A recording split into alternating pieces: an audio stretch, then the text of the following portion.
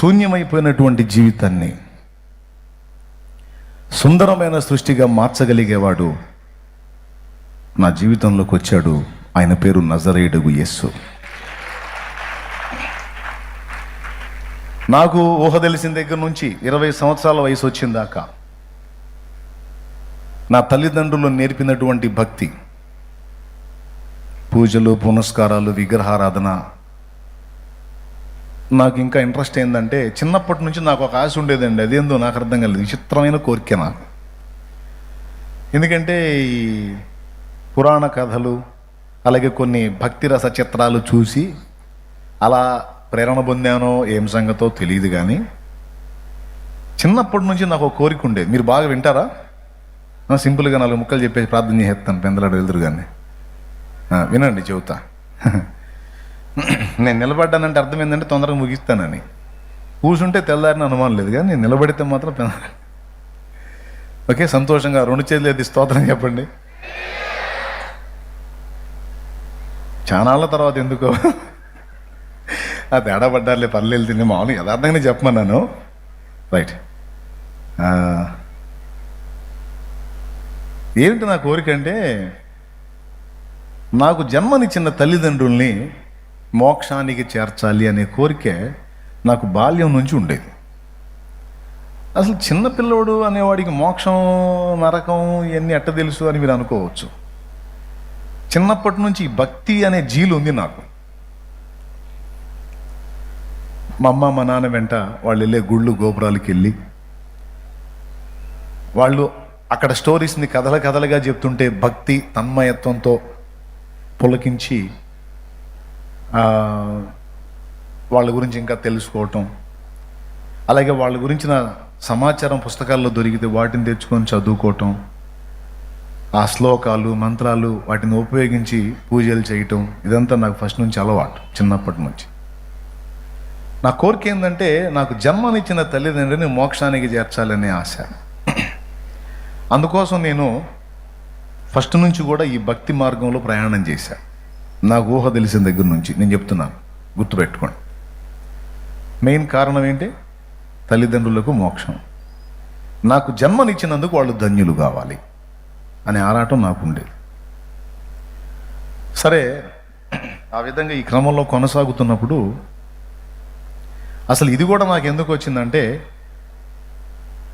నరకం స్వర్గం అనేవి ఉన్నాయని నేను గతంలో విశ్వసించినటువంటి పురాణాల్లో కూడా గరుడ పురాణం అనే దానిలో ఉంది.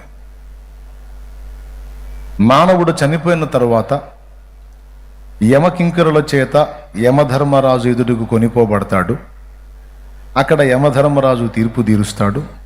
భూమి మీద వీడు జీవించిన జీవితం మొత్తం అక్కడ ప్రస్తావనకు వచ్చింది.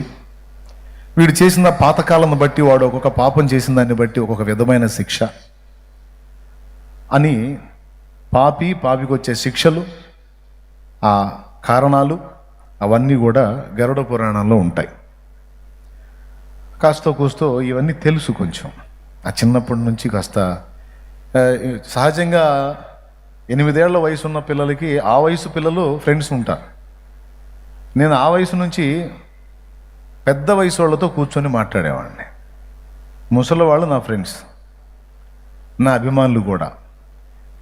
సహజంగా ఆ వయసు వాళ్ళు, పెద్ద వయసు వాళ్ళు నన్ను స్నేహితుడిగా తీసుకోరు. కానీ వాళ్ళు ఎట్లా తీసుకున్నారంటే, నేను చిన్నప్పటి నుంచి నాకు తెలిసిన పాటలు, ఈ భక్తి పాటలు పాడుతూ ఉండేవాడు. అందుకని రే రా కూర్చో అని కూర్చోబెట్టుకుని పాడించుకునేవాడు. అట్లా పాడించుకొని విని తర్వాత వాళ్ళ అనుభవాలు కొన్ని మాట్లాడేవాళ్ళు. ఆ విధంగా పెద్ద వయసు వాళ్ళు ఫ్రెండ్స్ అయ్యారు. అర్థమైందా? ముసలోళ్ళు నా ఫ్రెండ్స్ అన్నమాట. ఇప్పుడు 8 ఆ వయసులో, 8 ఏళ్ల వయసులో, ఇంకా తక్కువ వయసు నుంచే పాలు టిఫిన్లు తగిలించుకొని ఈ చేతికి వెళ్ళి కొన్ని చోట్ల తలుపు కొట్టేవాడిని, కొన్ని చోట్ల డైరెక్ట్గా పాట ఎత్తుకునేవాడిని. వాడు వచ్చాడని తలుపు తీసేవాళ్ళు. ఎవరు? పాలోడు, పిల్లోడిని. అట్లా పెద్ద వయసు తల్లులు, పెద్ద వయసు తండ్రి సమానులు ఎంతోమంది ప్రేమించారు. అన్యుణ్ణి, వాళ్ళు అన్యులే.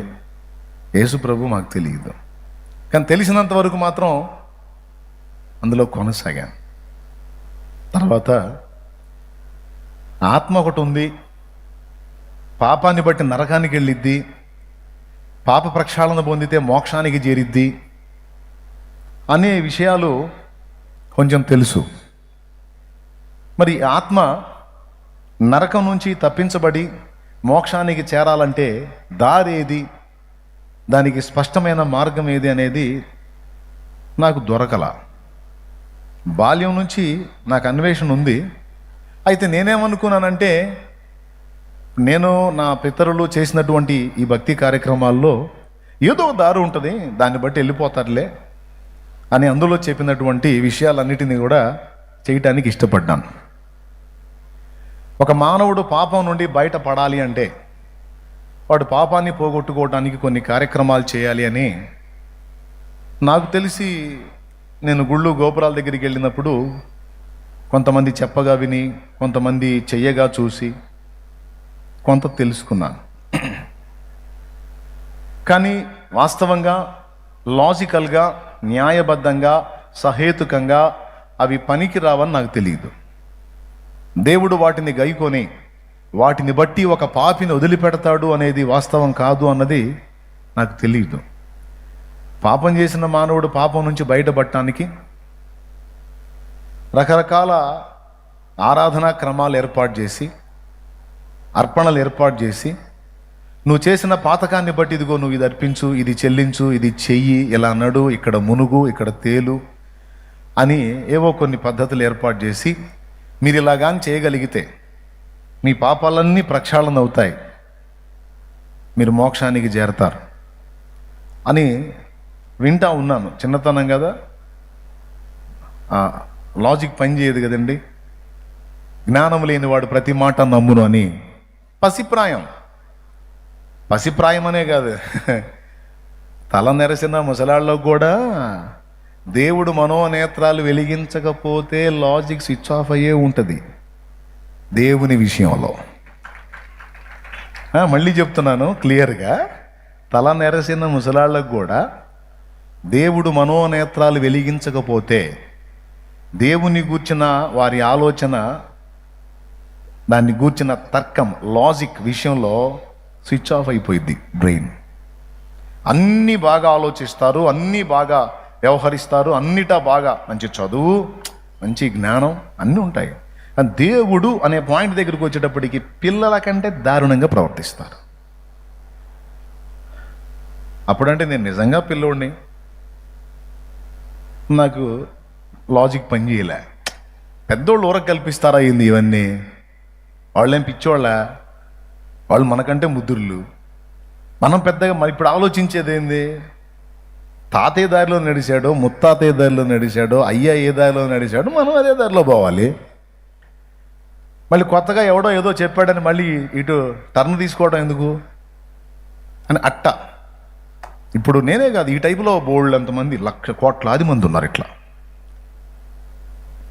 2 రెళ్ళు 3 కాదు 2 రెళ్ళు 4.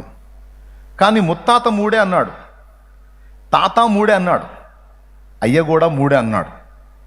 మరి వాస్తవంగా 2 రెళ్ళు 4 అని మనకి ఇప్పుడు అర్థమవుతున్నప్పటికీ 3 అని ఎందుకు అన్నారో వెనకటోళ్ళు, ఎందుకు వచ్చిన గొడవ? కాబట్టి తాత, ముత్తాత, నాన్న అందరూ 2 రెళ్ళు 3 అన్నారు కనుక మనం కూడా 3. అరే 3 ఎట్లా, 2 4 కదా, మనకు అట్లా ఎక్స్ట్రాలు చేయకూడదు. ఏనాడు పుట్టిందో, ఎప్పుడు పుట్టిందో, శాస్త్రం ఎందుకు వచ్చిన గొడవ?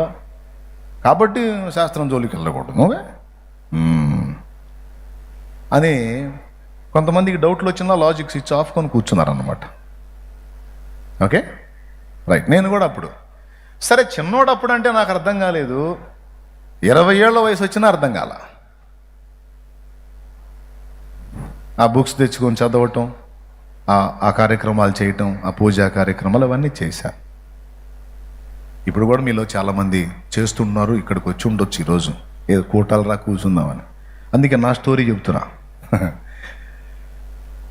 తర్వాత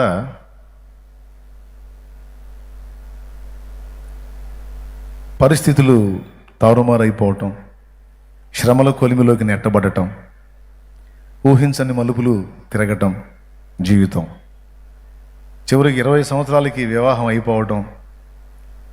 ఏమండి, ఒక అంటే 21 కదా మేజరు, కానీ తెలీదు. తొందరపాటు అడుగులు, తొందరపాటు నిర్ణయాలు. సరేలే, జీవితంలోకి అడుగు పెట్టాం, రకరకాల పరిస్థితులు అనుభవించాం. చివరికి ఏ పరిస్థితి వచ్చిందంటే,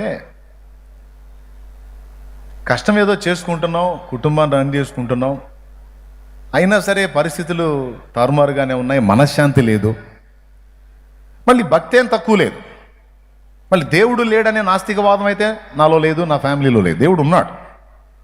ఆ ఉన్నోడు ఎవరో తెలియదు, కానీ మాకు తెలిసినంత వరకు మాత్రం భక్తిలో రాజీ లేదు. మాకు పరిచయం ఉన్నంత వరకు భక్తిలో రాజీ లేదు. ఇదే సమయంలో యేసు ప్రభుని గురించి మాకు తెలిసినప్పుడు, వినబడినప్పుడు ఖచ్చితంగా వ్యతిరేకించేవాళ్ళం. ఎందుకు వ్యతిరేకించేవాళ్ళం అంటే దానికి ఒక కారణం ఉంది. ఏంటి ఆ కారణం అంటే, యేసు ప్రభువుని కూడా మేము గౌరవిస్తే మేము ఆరాధించే వాళ్ళు మాకు రివర్స్ అవుతారేమో అనే భయం ఒకటి. అందులోనే ఇంకొక భాగం ఏంటంటే, యేసు ప్రభువుని కానీ మేము తిట్టి దూషించి ఆయనను విశ్వసించిన వాళ్ళని మేము ఇబ్బందికరంగా మాట్లాడితే మేము ఆరాధించే వాళ్ళు సంతోషిస్తారేమో అనే ఫీలింగ్. ఏమైనా అర్థమైందని నేను చెప్పింది మీకు క్లియర్గా అర్థమవుతుందా? ఎంతమందికి అర్థమవుతుంది?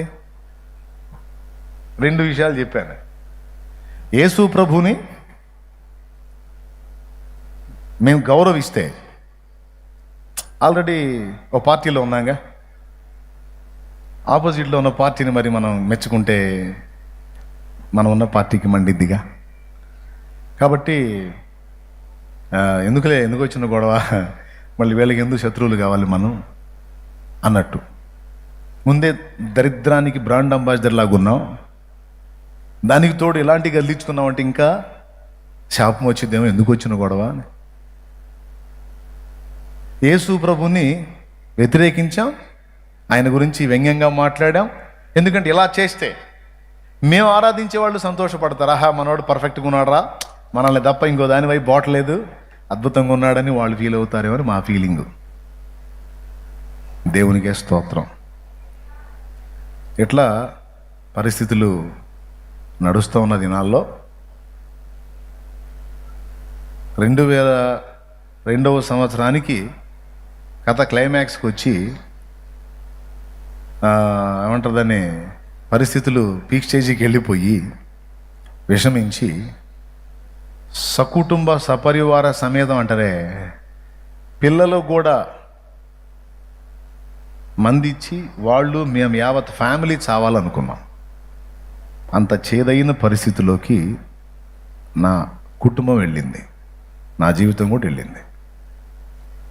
ఇప్పుడు నన్ను చూసిన మీరు అలా చాలా ఏం రాదనంటే అనుకుంటా, ఏముంది ఎన్ని అనుకోవడానికి, అదంతా ప్రభువులో. ఆయన జీవితంలోకి ఎంటర్ కాకముందు పరిస్థితి ఏంటంటే టోటల్ ఫ్యామిలీ మొత్తం కూడా అలా ఇదైపోవాలనేది ఆలోచన.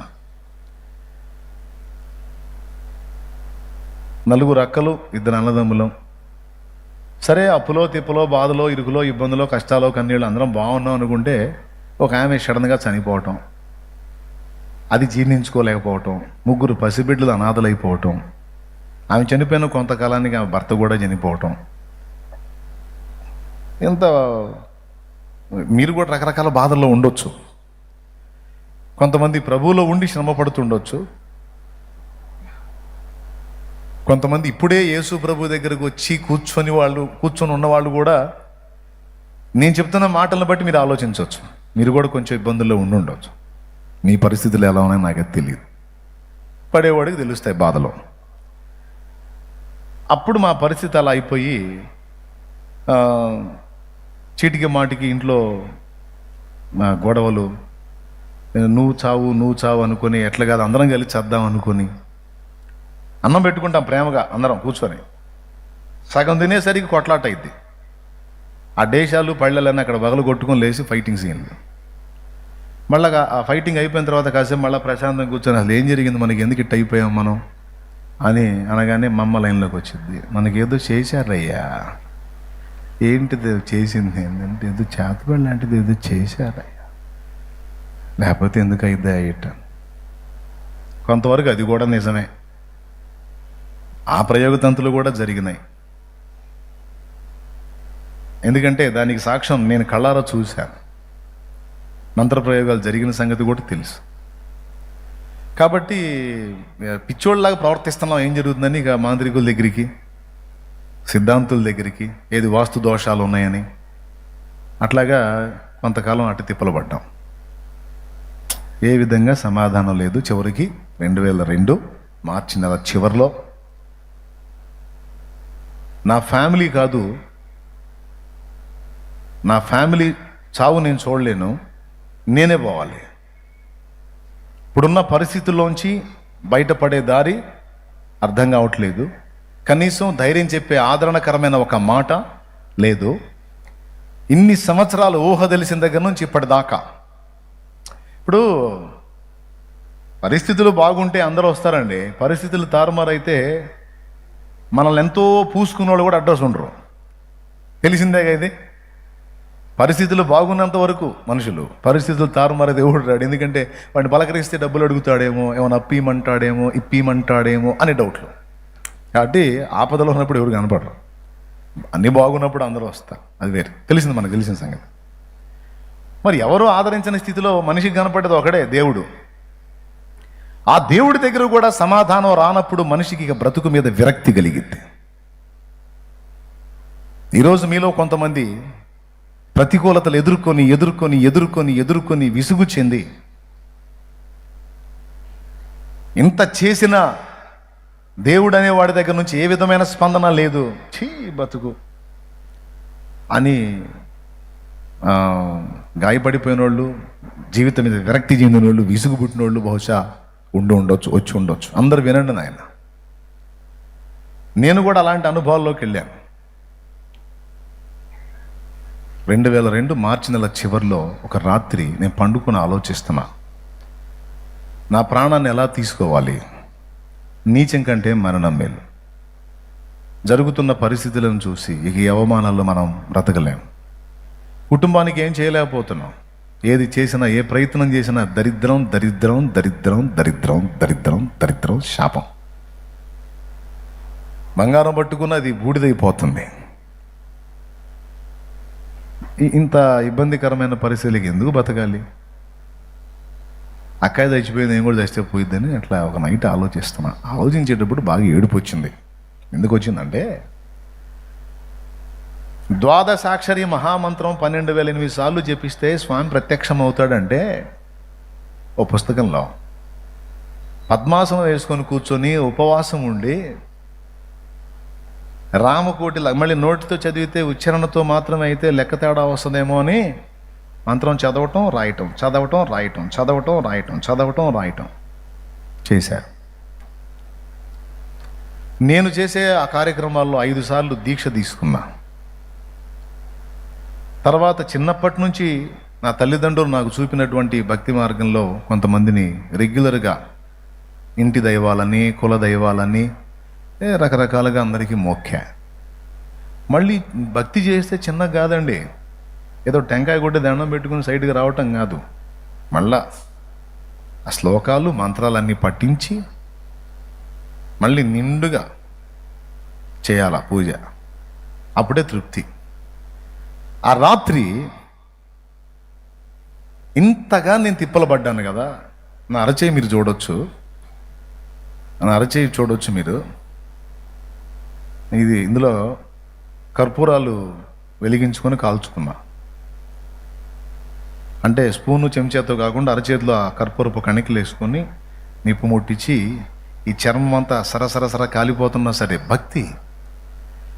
దేవుడు కనికరిస్తాడు, దేవుడు మెచ్చుకుంటాడు, మాట్లాడతాడు, ప్రత్యక్షం అవుతాడు, స్పందిస్తాడు. ఏదో ఒక గుడ్డి నమ్మకం. చేయగాలింది కానీ ఏ దర్శనం కలగల. కాలేటప్పుడు మాత్రం సుక్కలు కనపడ్డాయి, అయినా సరే ఓర్చుకున్నా. చూడండి, హ్యాండ్ కనపడుతుందా? ఇది గుర్తు అన్నమాట.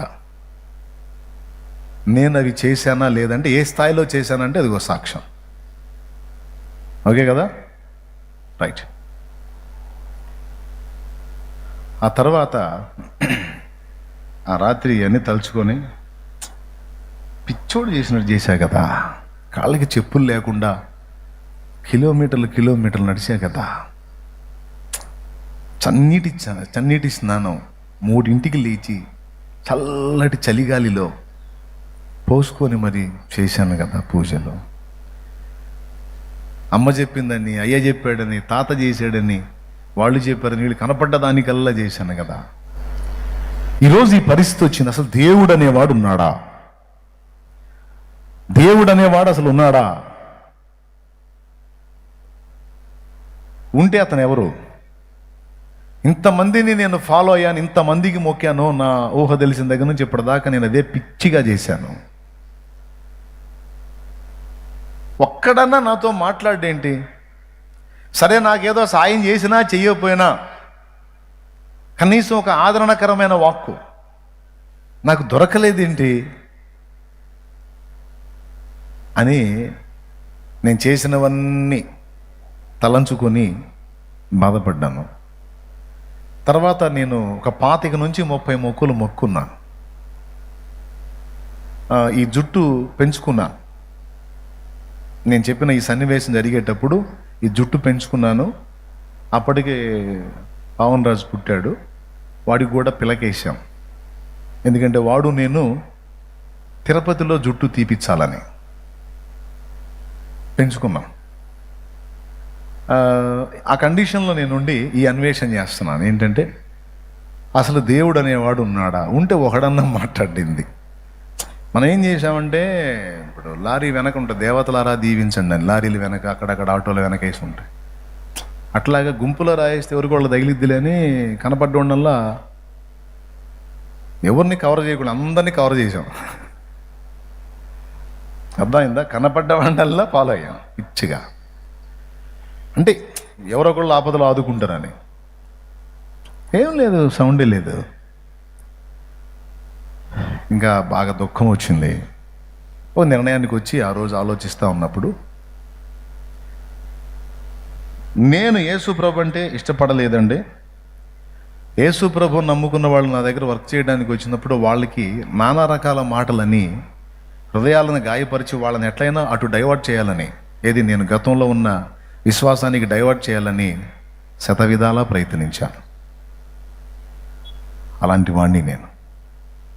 ఆ రాత్రి నేను మొక్కినోళ్ళు కదా, అసలు దేవుడే లేడు. ఉంటే వానికి జాలి, దయ, కనికరం అనేది ఉంటుంది కదా. ఎవరైనా కావచ్చు, ఉన్నోడు ఎవడైనా ఉంటే నాకు కనబడవచ్చు కదా.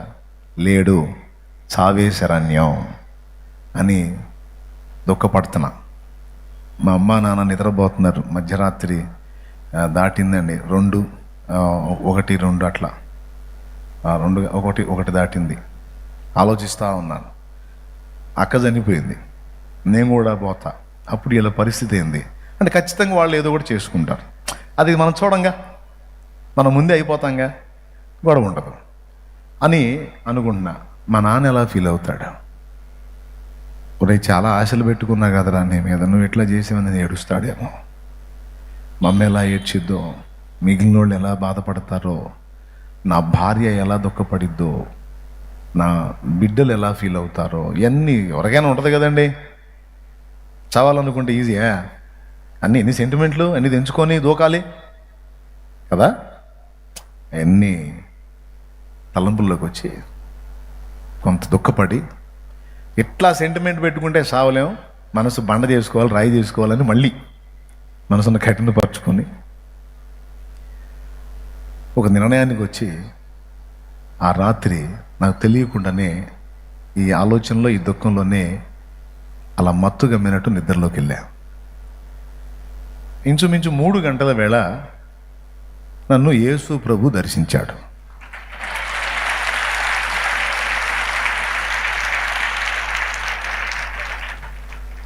దేవుడే లేడని దుఃఖపడిన నాకు తెలియదు, ఆ రాత్రి ఆయన నా దగ్గరకు వస్తున్నాడని,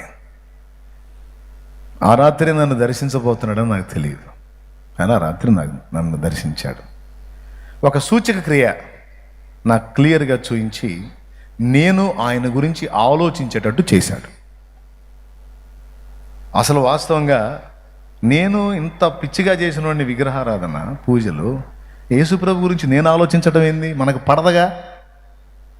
చర్చిలో మాకు శాంతినగర్లో మేము ఉంటే సమీపంలో మందిరం ఉంది. అందులోంచి మైక్ పెట్టి వాక్యం వస్తుంటే కూర్చొని రన్నింగ్ కామెంటరీ చెప్పేవాడిని. తెల్లవాళ్ళ దగ్గర డబ్బులు తీసుకుని ఇండియాలో మా వాళ్ళని మతాలు మారుస్తున్నారు, వీళ్ళని వేయాలి ముందని. ఈరోజు ఎవడన్నా అట్ట మాట్లాడదని నవ్వుకుంటాను నేను. ఈ డైలాగులన్నీ నేను వాడిని రాని.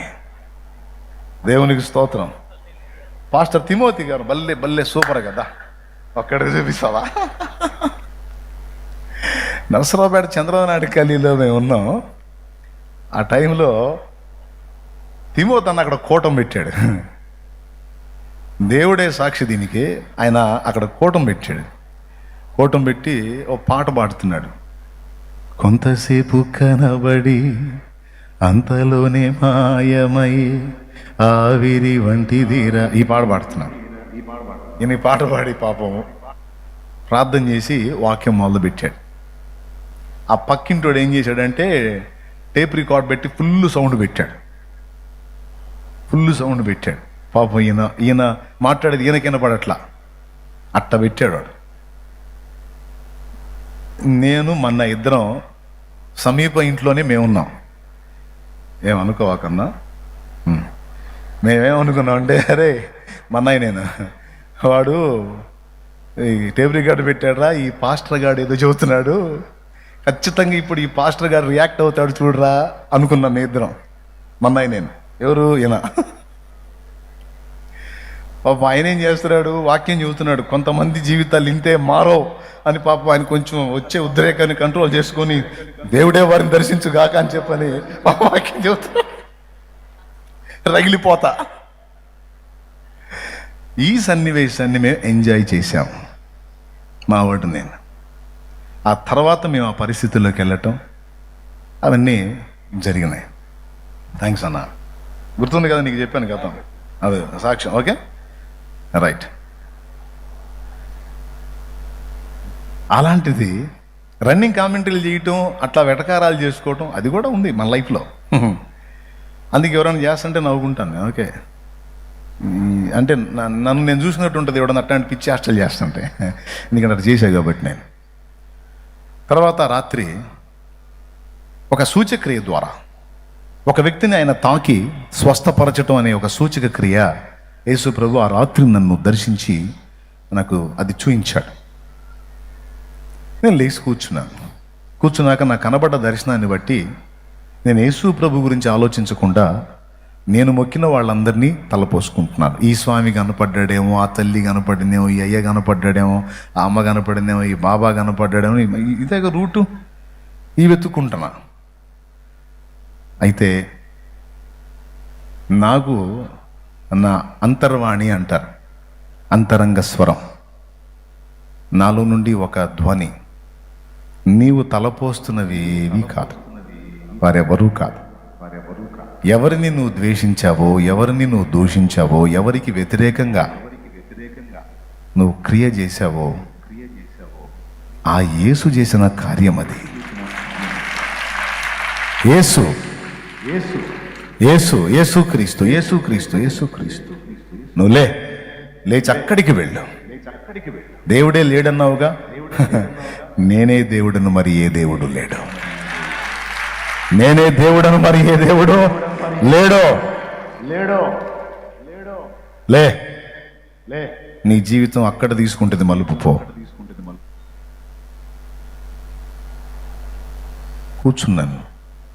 ఇది పక్కా మనకి వ్యతిరేకమైన వ్యవహారం కదా, ఇదేంది నాకు ఎట్లొచ్చింది? అసలు నేను తలంపులో కూడా అనుకోలేదు. ఇదేంది, యేసు ప్రభు దర్శించాడు నన్ను అంటే నేను అడిగిన ప్రశ్న మర్చిపోయా. దేవుడు అనేవాడు లేడు, ఉంటే అతడు నాకు కనబడాలి. మరి ఏం చేద్దామండి? ఆయన ఉన్న దగ్గరికేమో నేను పోకపోతిని, నాకు ఇష్టం వచ్చినట్టు ఎవడో చెప్పిందని అంతటిని బట్టి తిరుగుతూ ఉంటుంది. అవునా? అసలోడి దగ్గరికి నేను రాలేదు కదా. ఇక్కడ సమస్య ఏంటంటే, రే నేను లేకపోవటం కాదు, నేను ఉన్న దగ్గరికి నువ్వు రాలా, అది సమస్య. దేవునికి స్తోత్రం. అవునా? మొత్తం మీద ఆ రాత్రి యేసు ప్రభు దగ్గరికి వెళ్ళాలని నిర్ణయం అయిపోయింది. ఎందుకంటే అన్ని రోజులు రాని ఒక ఆలోచన ఆ రోజు వచ్చింది. అది పరిశుద్ధాత్మ ద్వారా. అసలు నేను యేసు ప్రభుని ఎందుకు ద్వేషించాలి? ఆయన నాకు చేసిన అన్యాయం ఏంది? అయితే గీతే యేసు ప్రభు నమ్ముకున్న వాళ్ళు తేడాలు అయి ఉండొచ్చు, వాళ్ళలో ఏమైనా లోటుపాట్లు లోపాలు ఉంటే ఉండొచ్చు. అసలు యేసు ప్రభు అనే వ్యక్తి ఏం చేశాడు? అసలు అతను ఒక శత్రువులాగా నేను ఎందుకు ఫీల్ అయ్యా? అసలు ఆయన సంగతి ఏందో తెలుసుకుందాం. ఏమండి, ఎన్ని తిరిగినోడు కదా ఓ లెక్క.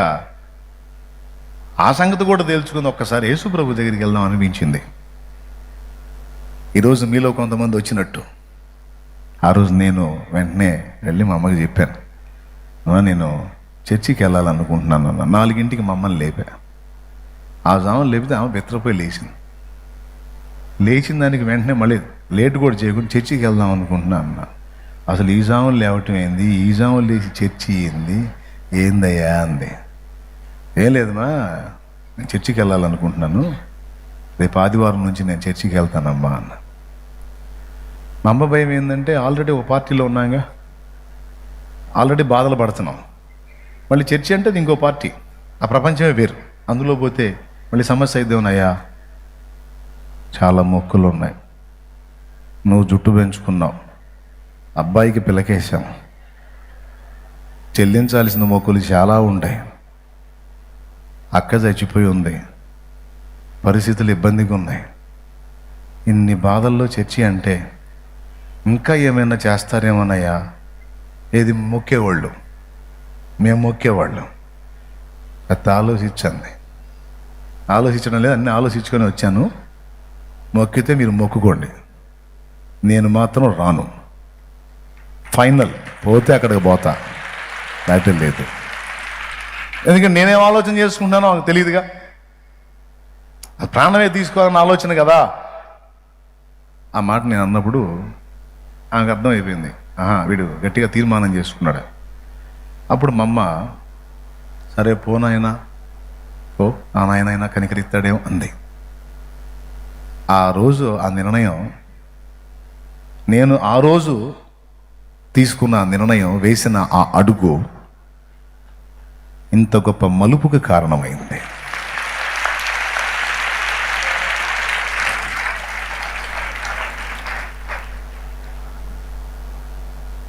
సంతోషం, మీరు చప్పట్లు కొట్టారు, నాకు ఆనందమే. ఒకవేళ ఆ రాత్రి నేను ఆ తీర్మానం చేయకుండా ఏదో వచ్చిందిలే అని దాన్ని అలా దాటవేసి అలానే ఉన్నట్టయితే నాకు తెలిసి బహుశా ఇప్పుడు ఈ శాలిటీ ఉండేది కాదు. కానీ ఎట్లనో దేవుడు నా యందు నుండి నాలో కలిగిన ఆ దర్శనాన్ని స్థిరపరిచి నన్ను బలంగా ప్రేరేపించి చాచిన ఆయన రెక్కల కిందికి నన్ను పిలుచుకోవటం. ఎందుకంటే కన్నబిడ్డ ఏడుస్తుంటే ఎంతోమంది చూస్తారండి లోకంలో. పసిపాప ఏడుస్తుంటే ఎంతోమంది చూస్తారు. పాపం ఎవరి అమ్మాయి ఏడుస్తుంది, ఎవరు ఏడుస్తున్నట్టుండి, ఎవరు పట్టించుకోవట్లేదు అని చూసి వెళ్ళిపోతారు. 100 మంది చూసినా ఆ పసిపాపను ఎవరి పాప ఏడుస్తుందని చెప్తారు, చుట్టూ చూస్తారు, ఎవరో కనబడకపోతే వెళ్ళిపోతారు. అని కన్న తల్లి పరిగెత్తుకుంటా వచ్చింది. ఆ బిడ్డను ఏడుస్తుంటే ఇంతమంది చూశారు, నిన్ను ఎవరు ఆదరించలేదా అమ్మ? నేనున్నాను తల్లి, దాని దగ్గరికి తీసుకుంటుంది. అమ్మ కదా. మిగిలిన వాళ్ళకి ఏం పట్టిద్దండి? ఎవరు అమ్మున్నారో, ఎవరు తల్లో, ఎవరు తండ్రో వారికి వేదన, బిడ్డ మీద మమత. ఆ రాత్రి చచ్చిపోదాం అనుకున్న రాత్రి ఆయన నా తల్లియు నా తండ్రియు గనుక ఆయన పరిగెత్తాడు. రే అలాంటి పని చేయవాకరా, ఇగో నేనున్నాను, నేనేరా నిన్ను నిర్మించిన వాడిని. 7గురిని కానీ మీ అమ్మ ఇంకొద్దనుకుంటే 8వ వాడుగా నిన్ను పుట్టించిన వాడిని నేనురా. వాళ్ళు వద్దనుకున్నారు, నేను కావాలనుకుంటే నువ్వు జన్మెత్తావురా, నేనున్నాను రా బాబు రా. నేను పిలిస్తే పరుగున విచ్చేస్తారు, నేను స్తుతిస్తే నా ప్రార్థన లకిస్తారు. నేను ఏడిస్తే లాలించి ఓదారుస్తారు. ఓ ఎంత గొప్ప ప్రేమ నా యేసుది, ఓ ఎంత గొప్ప ప్రేమ నా యేసుకి. నేను పిలిస్తే పరుగున విచ్చేస్తారు, నేను స్తుతిస్తే నా ప్రార్థన ఆలకిస్తారు. నేను ఏడిస్తే లాలించి ఓదారుస్తారు. ఓ ఎంత గొప్ప ప్రేమ నా యేసుకి, ఓ ఎంత గొప్ప ప్రేమ నా యేసుకి. Praise the lord. ఎవరండి పరిగెత్తుకొచ్చింది? నా దగ్గరికే కాదండి, ఆయన మందిరానికి వెళ్ళిందాక నాకు తెలిసింది. ఈ లోకంలో మానవాళి మొత్తం నశించిపోతుంటే పాపాలను బట్టి, శాపగ్రస్తమైనటువంటి క్రియలను బట్టి, చేసిన పాతకాలను బట్టి అందరూ నశించి నరకానికి సిద్ధమై ఉండగా, వీళ్ళందరూ తన పిల్లలు గనుక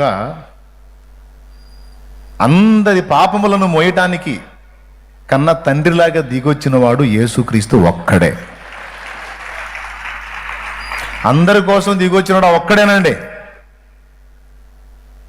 నువ్వు ఎంతమందిని ఫాలో అవుతున్నావో, నీకే ఇంట్రెస్ట్ని బట్టి నువ్వు ఫాలో అవుతున్నావో, నేనెవరిని దూషించను, ద్వేషించను. కానీ ఒక్కటి ఆలోచించు, కొంచెం మనసు పెట్టి. మనం చేసిన పాతకాలకి బతుకులో వేదన, చచ్చినాక నరకం రెండు ఉన్నాయి. ఈ వేదన నుంచి విడుదల పొందాలన్నా, చచ్చి పరలోకం లేదా మోక్షం చేరాలన్నా ముందు మనం చేసిన ఈ పాతకాలం నుంచి బయటపడాలి. అసలు ఏ పాపం నేను చేయలేదని ఎవరూ చెప్పజాలరు, ఎవరికి తగ్గ పాపం వాళ్ళు చేశారు. మరి ఈ పాపాలన్నిటినీ కలిపి మనకు బ్రతుకులో దుఃఖం, వేదన, చచ్చినాక నరకం ఈ రెండు ఉన్నాయి. వీటి నుంచి విడిపించడానికి మన కోసం నడుం కట్టిన వారెవరు? రే నువ్వు పాపివిరా, దానికి తగ్గ ఫలం నువ్వు అనుభవిస్తావని ఆరోపించడం గొప్పతనమా? లేకపోతే ఆ పాపాత్ముడు పాపం నుంచి బయటపడి వాడి బ్రతుకు దిద్దుకొని పరివర్తన చెంది ఇహమందు నెమ్మది, పరమందు నిత్య జీవం పొందినట్లుగా వాని గురించి ఆలోచించి వాని కోసం అడుగు వేసిన వారు ఎవరు? ఎవరన్నా ఉన్నారా? ఒక్కళ్ళు లేరు.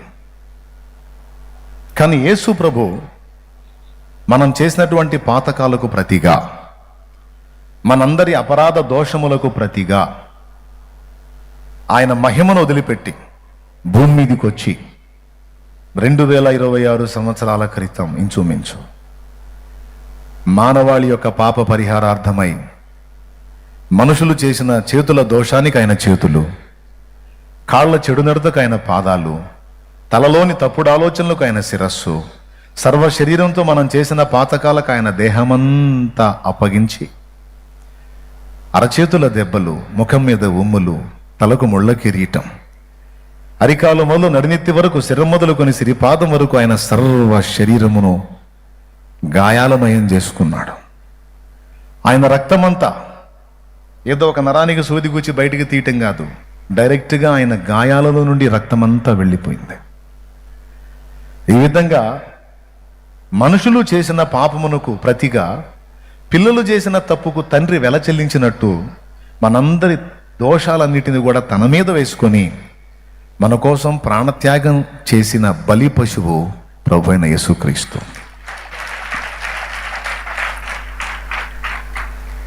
ఈ విధంగా మనల్ని పాప శాప బంధకాల్లోంచి బయటికి తేవడానికి, నరకం నుంచి మనల్ని రక్షించడానికి, బ్రతికే ఈ జీవితంలో నెమ్మదిని ఇవ్వడానికి మన కోసం నడుం కట్టి, ఇదిగో వీని పాపాలు ఇదిగో నేను మోసాను అని చెప్పి వచ్చి మోసిన వాళ్ళు ఎవరైనా ఒక్కళ్ళైనా ఉన్నారా? ఇప్పుడు ఒక మనిషి పాపాలు ఇంకొకటి క్షమించాలంటే వాని పాపాలకి ఇతడు వెల చెప్పాలి, జవాబు చెప్పాలి. చెప్పకుండా ఒట్టిగా నేను క్షమించేశాను పో అంటే కుదరదు, న్యాయం ఒప్పుకోదు, ఆన్సర్ చేయాలి. ఏంటి ఆన్సర్ అంటే, ఇతన్ని క్షమిస్తున్నాను అంటే అట్లయితే ఆ శిక్ష నువ్వు మోయాలి. మోస్తానని ఆ శిక్షను ఎత్తుకున్నవాడు మన అసలు సిసలైన కన్న తండ్రి ప్రభువైన యేసుక్రీస్తు. ఇది ఒక బైబిల్ ఇచ్చిన సాక్ష్యమే కాదు, ప్రాచీన గ్రంథాలుగా.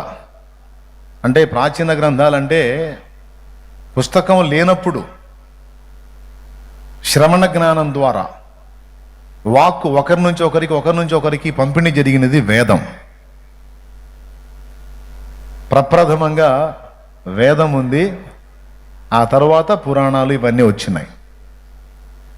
భారతీయ సనాతన సాహిత్యంలో వేదం చాలా పురాతనమైనది. క్రీస్తు పూర్వం 2000 ఏళ్ల నాడు ఇంచుమించు పారసీక దేశం నుండి భారతావనికి వలస వచ్చినటువంటి ఆర్య ఋషులు, ఆర్యులలో కొందరు దైవాన్వేషణ జరిగించి సత్యదేవుని గూర్చిన కొన్ని నిరూపణలు వాళ్ళు తెలుసుకోవటం జరిగింది, శిష్యులకు తెలియజేయటం జరిగింది. ఆ విధంగా శ్రవణ జ్ఞానం ద్వారా ఒకరి నుంచి ఒకరికి, శ్రవణం అంటే వినటం, గురువు దగ్గర శుశ్రూష చేసినటువంటి శిష్యుడికి బోధించటం, ఆ తర్వాత ఆ శిష్యుడు గురువుగా మరి తన శిష్యులకు బోధించటం, అట్లా పరంపరలో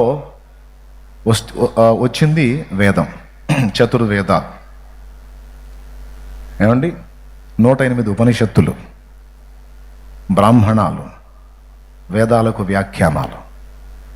మీకు ఇంట్రెస్ట్ ఉంటే మీరు ఏం చేయొద్దు. ఇప్పుడు ఏఐ వచ్చింది.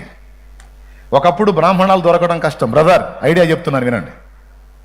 ఒకప్పుడు బ్రాహ్మణాలు దొరకడం కష్టం, ఒకప్పుడు మన ప్రాచీన సాహిత్యాలు దొరకడం కష్టం. ఇప్పుడు ఏఐ ద్వారా మనకు అన్ని అందుబాటులోకి వచ్చినాయి. కొంచెం మీరు సెర్చ్ చేసి చూడండి, పరిశీలించి చూడండి.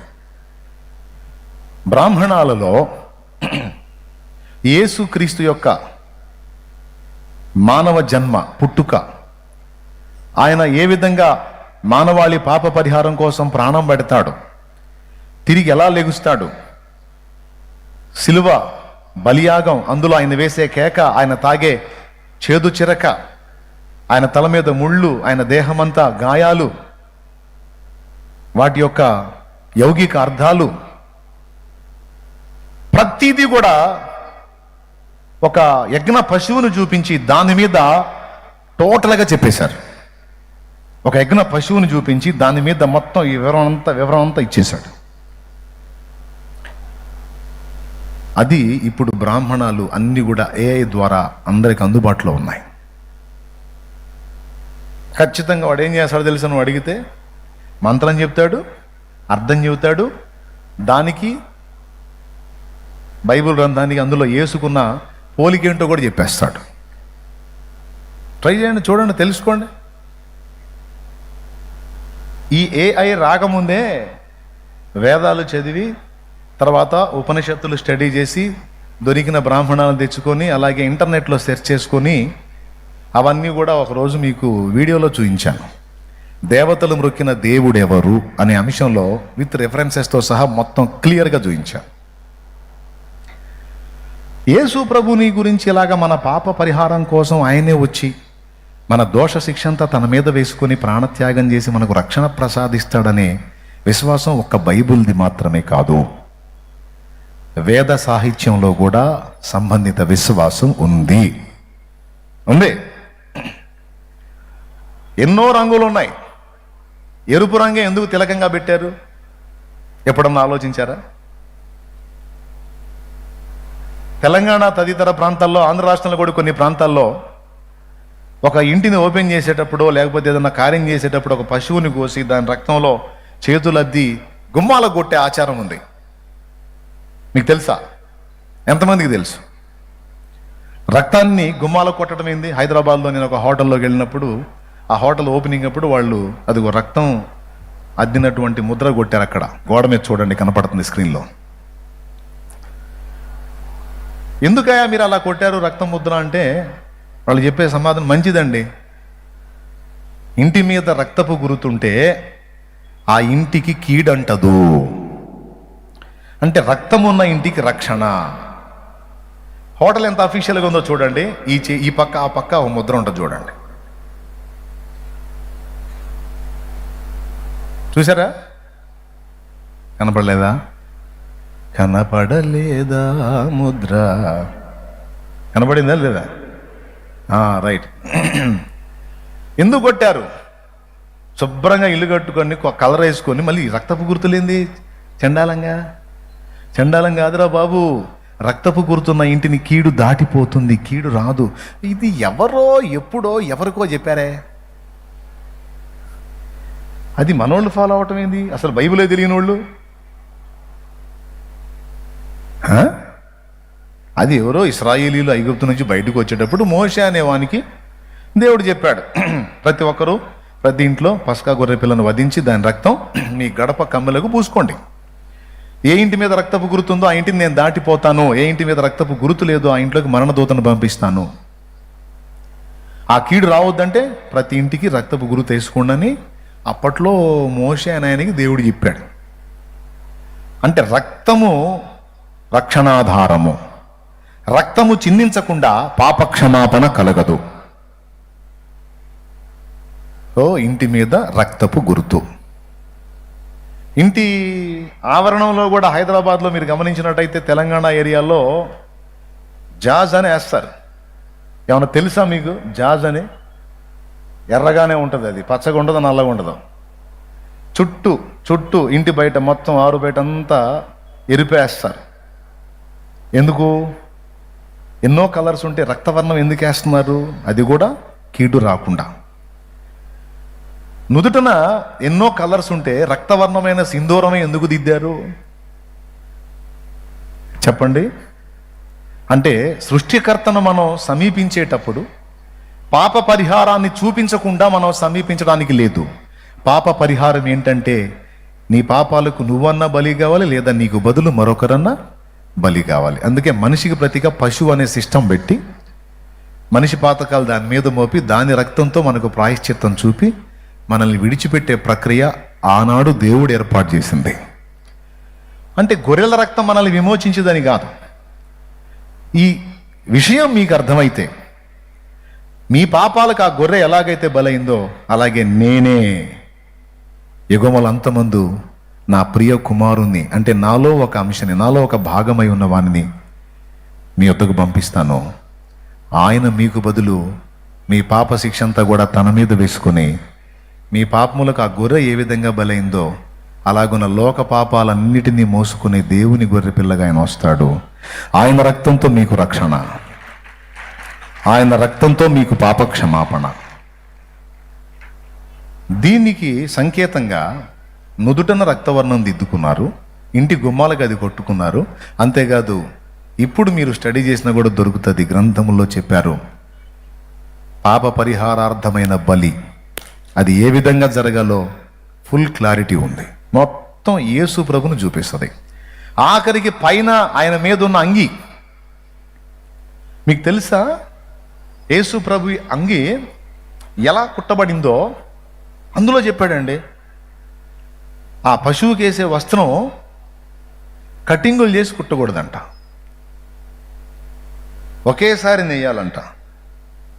యేసు ప్రభు అంగి ఒకేసారి నేతకు ఉంచబడి నేయబడింది. ఆ మాట గ్రంథంలో కూడా ఉంటుంది. ఎక్కడ కూడా కట్టింగులు కుట్లు ఉండవు. దాని అర్థం ఏంటో తెలుసా? కట్టింగులు కుట్లు ఉంటే దోష సహిత జీవితం, కట్టింగులు కుట్లు లేకపోతే దోషరహిత జీవితం.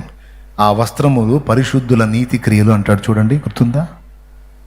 ఆయన ఒంటి మీద ఉన్న వస్త్రాన్ని గురించి కూడా ఆ మ్యాటర్ రాశాడు. ఎక్కడ? బైబిల్లో మాత్రమే కాదు, హైందవ సాహిత్యంలో రాశాడు. అది చూసి మతిపోయింది. అరే ఇంత క్లియర్గా శిలువ బలిదానం అంతా ఇందులో నమోదు చేయబడితే దీన్ని ఎందుకు చూడనియట్లేదు ప్రజల్ని? దీని దగ్గరికి ఎందుకు రానియట్లేదు? పూర్వదినాల్లో ఏం చేసేవారు తెలుసా? శూద్రుడు వేదం వింటే చెవిలో శేషం కరిగించి పోసేవారు. వినకూడదు. వేదం పలికితే నాలుక కట్టు, వేదం వింటే ఎందుకు ఇలాంటి ఆంక్షలు పెట్టారు? ఎందుకంటే సరిగ్గా ఆ సాహిత్యంలో ఆ వ్యాఖ్యానాల బ్రాహ్మణాలు ఉపనిషత్తులు స్టడీ చేస్తే ఖచ్చితంగా చాలామందికి డౌట్ వస్తుంది, ఈ పర్సన్ ఎవరు? మనందరికీ పాపముల నుండి నిష్కృతి ఇచ్చేటువంటి ఈ రక్షకుడు ఎవరు? ఈ అగ్ని ఎవరు? యజ్ఞమైపోయిన ఈ అగ్ని ఎవరు? తిరిగి లేచిన అగ్ని ఎవరు? దేవతలంతా మొక్కిన ఈ అగ్ని ఎవరో? బలి పశువైన ఈ అగ్ని ఎవరు అని ఖచ్చితంగా ప్రజలు అన్వేషిస్తారు, ఆలోచిస్తారు. అలా అన్వేషించి తెలుసుకున్న వాళ్ళలో చాలామంది భక్తిపరులు ఉన్నారు. లేమెన్స్ ఇవాంజలికల్ ఫెలోషిప్, జో గారు ఎంతమందికి తెలుసండి? జాషువా డానియల్ గారు ఎంతమందికి తెలుసు? తెలిస్తే చేతులు ఎత్తండి. జో గారి తండ్రి గారు దానియేలు గారు, వాళ్ళ నాన్నగారి పేరు వీరాస్వామి గారు. ఈ వీరాస్వామి అనేటువంటి ఈ మహనీయుడు వేదంలో చూసే ప్రభువుని తెలుసుకున్నాడు. ప్రజాపతిర్దేవేభ్యం ఆత్మానం యజ్ఞం కృత్వా ప్రాయశ్చిత్ అనే మంత్రంలో ప్రజాపతిర్దేవేభ్యం ఆత్మానం యజ్ఞం కృత్వా ప్రాయశ్చిత్, ప్రజల పాపముల కొరకు ప్రజాపతే యజ్ఞమవుతాడు, యజ్ఞమై వారికి రక్షణ ప్రసాదిస్తాడు అని అర్థం వచ్చేటట్టుగా వారి పాపములకు ప్రాయశ్చిత్తం ప్రజాపతే చేయాలని. ప్రజాపతి అంటే ఎవరో తెలుసా? ప్రజా సృష్ట్యత్ పాలయస్వేతి తస్మాత్ ప్రజాపతి రభవత్. ప్రజలందరినీ సృష్టించి పాలించెడివాడు ప్రజాపతి. అది తాండ్య మహాబ్రాహ్మణంలో మీకు దొరికింది. అదిగో హిందీలో అండర్లైన్ చేసింది అది మంత్రం. ఇప్పుడు ఆ పరిశోధనలు యాడ్ చేస్తామంటే నేను చెప్పినట్టు ఏఐగా ఉన్నాడుగా మనకి, ఆర్టిఫిషియల్ ఇంటెలిజెన్సీ. చూడండి ఒక చూపు దానిలో దొరుకుతుంది మొత్తం. అంటే మనకు మ్యాటర్ అర్థమైంది, వాళ్ళకి అర్థం కాల. అర్థం కాకపోగా అసలోని మనం పట్టుకుంటే మీరు మతం మారారు, మీరు మతం మారారు, మతం మారారు అని పిచ్చి పట్టినట్టు కొట్టుకుంటున్నారు. మతం మారటం కాదురా, వేదములో యజ్ఞ పశువుగా ఎవరిని గూర్చి చెప్పబడిందో ఆ అసలోని పట్టుకున్నారా నాయన మేము అంటున్నాం. మనం అసలోడు ఆయనరా, అసలు కథానాయకుడి దగ్గరికి వచ్చామరా. మేము మతం మారటం ఏందిరా ఆశోదోళ్ళారా? మీరున్నారా అజ్ఞానాంధకారంలో? మీరున్నారా పరమతంలో? అసలు ఉండాల్సినటువంటి సరైనటువంటి మతం సమ్మతం, అభిమతం, సత్యమతం యేసు ప్రభురా నాయన. అందులో చెప్పారు. కాదంటావా? మరి బలి అయిన వాడు ఎవరు? యజ్ఞమైన వాడు ఎవరు? దేవతలందరి చేత మొక్కించుకున్న అగ్ని ఎవరు? బలి పశువైన అగ్ని ఎవరు? తన్ను తాను ఆహుతించుకున్న సృష్టికర్త ఎవరు? పురుష సూక్తం అండి. ఋగ్వేదం 10వ మండలం 90వ సూక్తం రిఫరెన్సెస్ కూడా పురుష సూక్తం. అందులో సృష్టికర్త తనను తానే ఆహుతించుకొని ఈ సృష్టి నిర్మాణానికి పూనుకున్నాడట. అది చూడండి, ప్రతిదీ ఆధారం. సృష్టికర్త తనను తాను ఆహుతించుకోవడం చూడండి. భగవంతుని త్యాగ ఫలంగా ఈ ప్రపంచము జీవులు ఆవిర్భవించాయని చెబుతుంది. ఇంకా దిప్పునానా? భగవంతుడు తననే ఆహుతించుకొని ఈ ప్రపంచాన్ని సృష్టించాడు. ఆహుతి అనే మాట తీసుకోండి ఫస్ట్. భగవంతుడు త్యాగం ఏంది? భగవంతుడు ఆహుతి ఏంది? భగవంతుడు బలి పశువుగా మారటం ఏంది? బలి పశువు పాప పరిహారార్థమై ప్రజల కోసం బలయ్యేది కదా. భగవంతుడు అలా అవటం ఏంటంటే, మరి పిల్లలందరూ ఆయన పిల్లలే, అందరికీ తండ్రి ఆయనే. పిల్లలు చేసిన పాతకాలకు మరి నాన్న చెప్పాలిగా జవాబు, నాన్న కట్టాలిగా అమౌంట్. అలాగున అందరినీ సృజించిన వాడు భగవంతుడు గనక ఆయనే ఈ బిడ్డలందరి పాపములకు తనను తానే ఆహుతించుకొని ప్రాయశ్చిత్తార్థ బలి అయ్యి తిరిగి లేచి అందరి పాపములకు నిష్కృతి చూపి అందరూ మోక్షపదం చేరడానికి ఆయనే మార్గమవుతాడు. దీన్ని యోహాను సువార్త 14వ అధ్యాయం 6వ వచనంలో డైరెక్ట్గా యేసు ప్రభు చెప్పాడు. నేనే మార్గమును సత్యమును జీవమును, నా ద్వారానే తప్ప ఎవడును తండ్రి యొద్దకు రాడు అన్నాడు. నేను మార్గమును, నేను సత్యమును, నేను జీవమును అల్లా. ఆ డైలాగ్ కొంచెం నొక్కి చెప్పండి. ఎవరికి మీరు ఎలా చెబుతారో తెలుసు. నేనే అంటే అర్థమైంది. అసలు అనొచ్చా యేసు ప్రభు గారు? అట్లా అనొచ్చా అసలు యేసు ప్రభు గారు? నేనే ఏంది అసలు? ఎంతమంది లేరు? అదే మాకు బాధ కలిగేది. నేనే ఏందండి? మరి ఉన్నది అదే, మరి ఏం చేద్దాం? ఉన్నోడు ఆయనే, మరి ఆయన ఉన్నది ఒకడే కాబట్టి నేనే అంటాడు. ఈ విధంగా ఇతర సాహిత్యాల్లో కూడా ఆయన యొక్క శిలువ బలిదానం పాప పరిహారార్థమైన యజ్ఞాన్ని గురించి క్లియర్గా ఉంది. అయినా నేను కళ్ళు మూసుకుంటాను అంటే నీ కర్మ. ఇంకెంతకాలం నానా? కొద్ది రోజులు. ఎవరు ఏ డ్యాన్స్ వేసినా ఇంకెంత కొద్ది, ఒక 30-40 ఏళ్ల లోపు ఇక దిగుతాడు. ఎందుకంటే కథ క్లైమాక్స్కి వచ్చింది. నిజంగా జోక్ కాదు, కథ క్లైమాక్స్కి వచ్చింది. ఇది క్లైమాక్స్ సీను. అన్నిటి అంతము సమీపమైంది. భూమి మీద సాతాను రాజ్యం కుప్పలా కూలిపోబోయేటువంటి శుభదినాలు ఆరంభమయ్యాయి. యేసు రాజుగా భూమండలం అంతటిని పరిపాలించే దినములు ఆసన్నమయ్యాయి. ఇది కూడా 1, 2, 3, 4 అది 1000 సంవత్సరములు. ఏ రాజు కూడా భూమండలాన్ని అంత పరిపాలించలా. యేసురాజు పరిపాలించబోతున్నాడు. నమ్మి చెప్పిన మాట విని చేసిన పాపాలన్నిటి నుంచి విడుదల పొంది పాప క్షమాపణ నిమిత్తం బాప్తిస్మం పొంది యేసు ప్రభుని సొంత రక్షకునిగా అంగీకరించి ఆయన రక్తంలో దోషాలన్నీ కడిగేసుకొని బయట పడితిరా ధన్యులు. పాపమును ఒప్పుకున్న వాడికి క్షమ కలిగిద్ది, ఒప్పుకోనోడికి శిక్ష కలిగిద్ది. దేవుడు ఒప్పుకొని కడిగేసుకునే ఛాన్స్ ఇక్కడ భూమి మీద మనకి క్లియర్గా ఇచ్చాడు, అవకాశం. దానికోసం ఆయన మహిమను వదిలిపెట్టాల్సి వచ్చింది. ఏ మనుషుడు పడనంత అవమానం పడాల్సి వచ్చింది. తన ప్రాణమే ధారపోయాల్సి వచ్చింది. పొద్దున అన్న చెబుతుంటే గుండె జల్లుమంది. ఆయనకి ఏమి బాధ అండి వచ్చి భూమి మీద ఇంత బలిదానం చేయటానికి? ఎంత ప్రమాదం మనకు లేకపోతే అంత పని చేశాడు ఆయన. ఇది టేక్ ఇట్ ఈజీగా తీసుకుందామా? తీసుకోవటానికి లేదు. నమ్మిన వాడు సువార్త ప్రకటించకుండా ఉండకూడదు. ఎందుకంటే మనం సువార్త ప్రకటించకపోతే, ఈ సత్యం ప్రజలకు అందకపోతే వాళ్ళు ఇబ్బంది పడతారు, నశించిపోతారు. అందుకే ప్రభువుని తెలుసుకున్నవాడు, రక్షింపబడిన వాడు ఇతరులకు ప్రకటించడం అనే బాధ్యత కలిగి ఉండాలి. ఇంతవరకు ప్రభువుని ఎరిగి ఉండకపోతే, ఇదిగో నేను చెప్తున్నాగా, ఒకప్పుడు విపరీతమైనటువంటి విగ్రహారాధనలో మునిగి తేలిందని నేను వాటన్నిటిని విడిచి యేసు ప్రభు దగ్గరికి ఎందుకు వచ్చానంటే, నా పాప పరిహారార్థమై నా కోసం ప్రాణం పెట్టి తిరిగి లేచి నా బరువు మోసిన వ్యక్తిగా ఒక్క యేసు ప్రభు తప్ప నేను ఫాలో అయిన వాళ్ళలో ఎవ్వరూ కనపడలా. నాకు సభాముఖంగా సాక్ష్యం ఇస్తున్నా. ఇలాంటి సాక్ష్యం నేను ఇచ్చినప్పుడు ఇప్పటికే చాలా మందికి నేనంటే నచ్చదు. వీడు ఎప్పుడు చెప్తాడా అని చూస్తున్నారు. ఇప్పుడు కూడా నొప్పి కలిగిద్ది, అయినా పర్వాలా. కానీ బాహాటంగా మళ్ళీ నేను ఎవరిని దూషించట్లా, ద్వేషించట్లా. నాకెందుకండి? పరమతముల దూషణేల పరిహసించి పలుకుటేల, నాకు తెలిసినంత వరకు నాదుడు యేసయ్యను గూర్చి సాక్ష్యమిచ్చెద, మన స్వామి యేసు దేవుడంచు సాక్ష్యమిచ్చెద, మన స్వామి యేసు దేవుడంచు సాక్ష్యమిచ్చెద. హల్లెలూయా.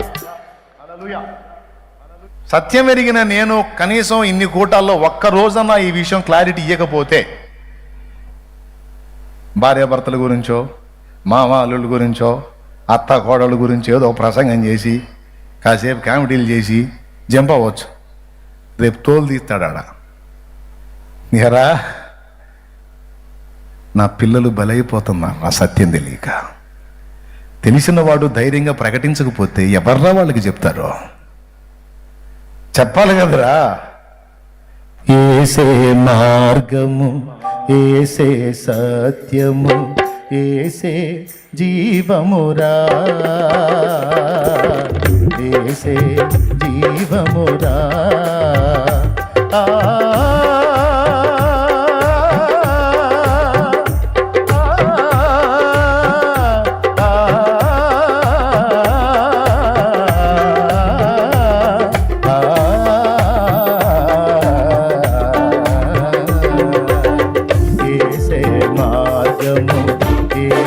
సత్యము, ఏసే జీవమురా,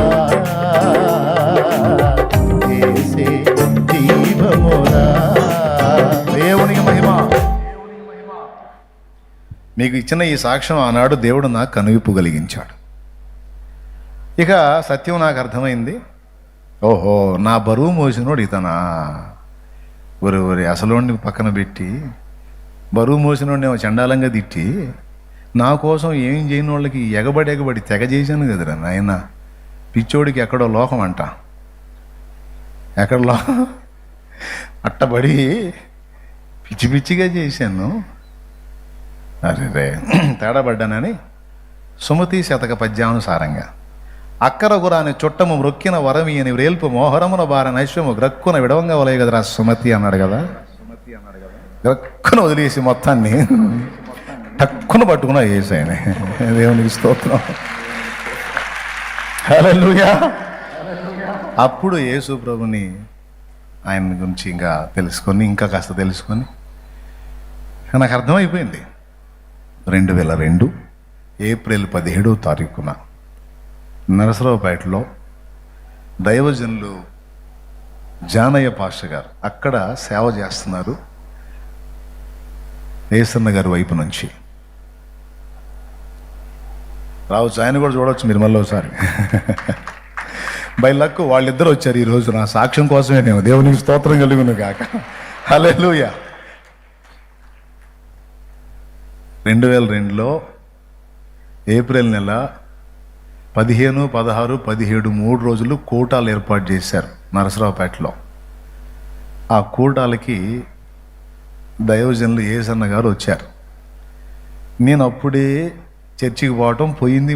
స్టార్టింగ్ అక్కడికి వెళ్ళిన తర్వాత మరి ఈయన అప్పుడు అక్కడ నడిపిస్తున్నాడు దైవజనుడుగా అక్కడ ఉండి.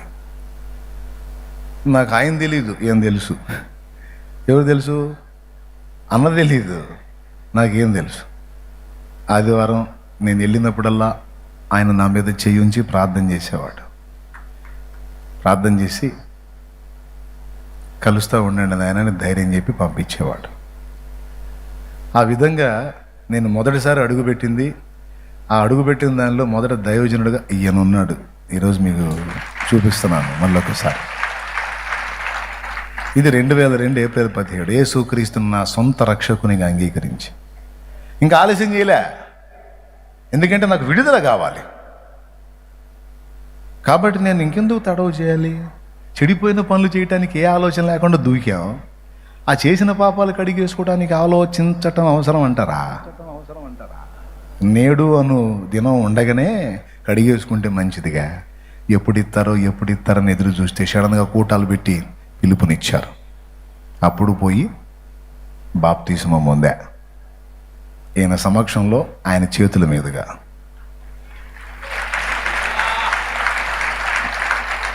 దేవునికి స్తోత్రం కలుగునుగాక. కనపడుతున్నాడు కూర్చున్న ఆయన. ఎవరండి? ఎవరు లేరు నాకు ఇలలో ఆదరణ నీవేగా, ఆనందం నీవేగా, సర్వోన్నతుడా నీవే నాకు ఆశ్రయ దుర్గము, సర్వోన్నతుడా నీవే నాకు ఆశ్రయ దుర్గము. ఎవరు లేరు నాకు ఇలలో, ఎవరు లేరు నాకు ఇలలో ఆదరణ నీవేగా, ఆనందం నీవేగా, ఆదరణ నీవేగా.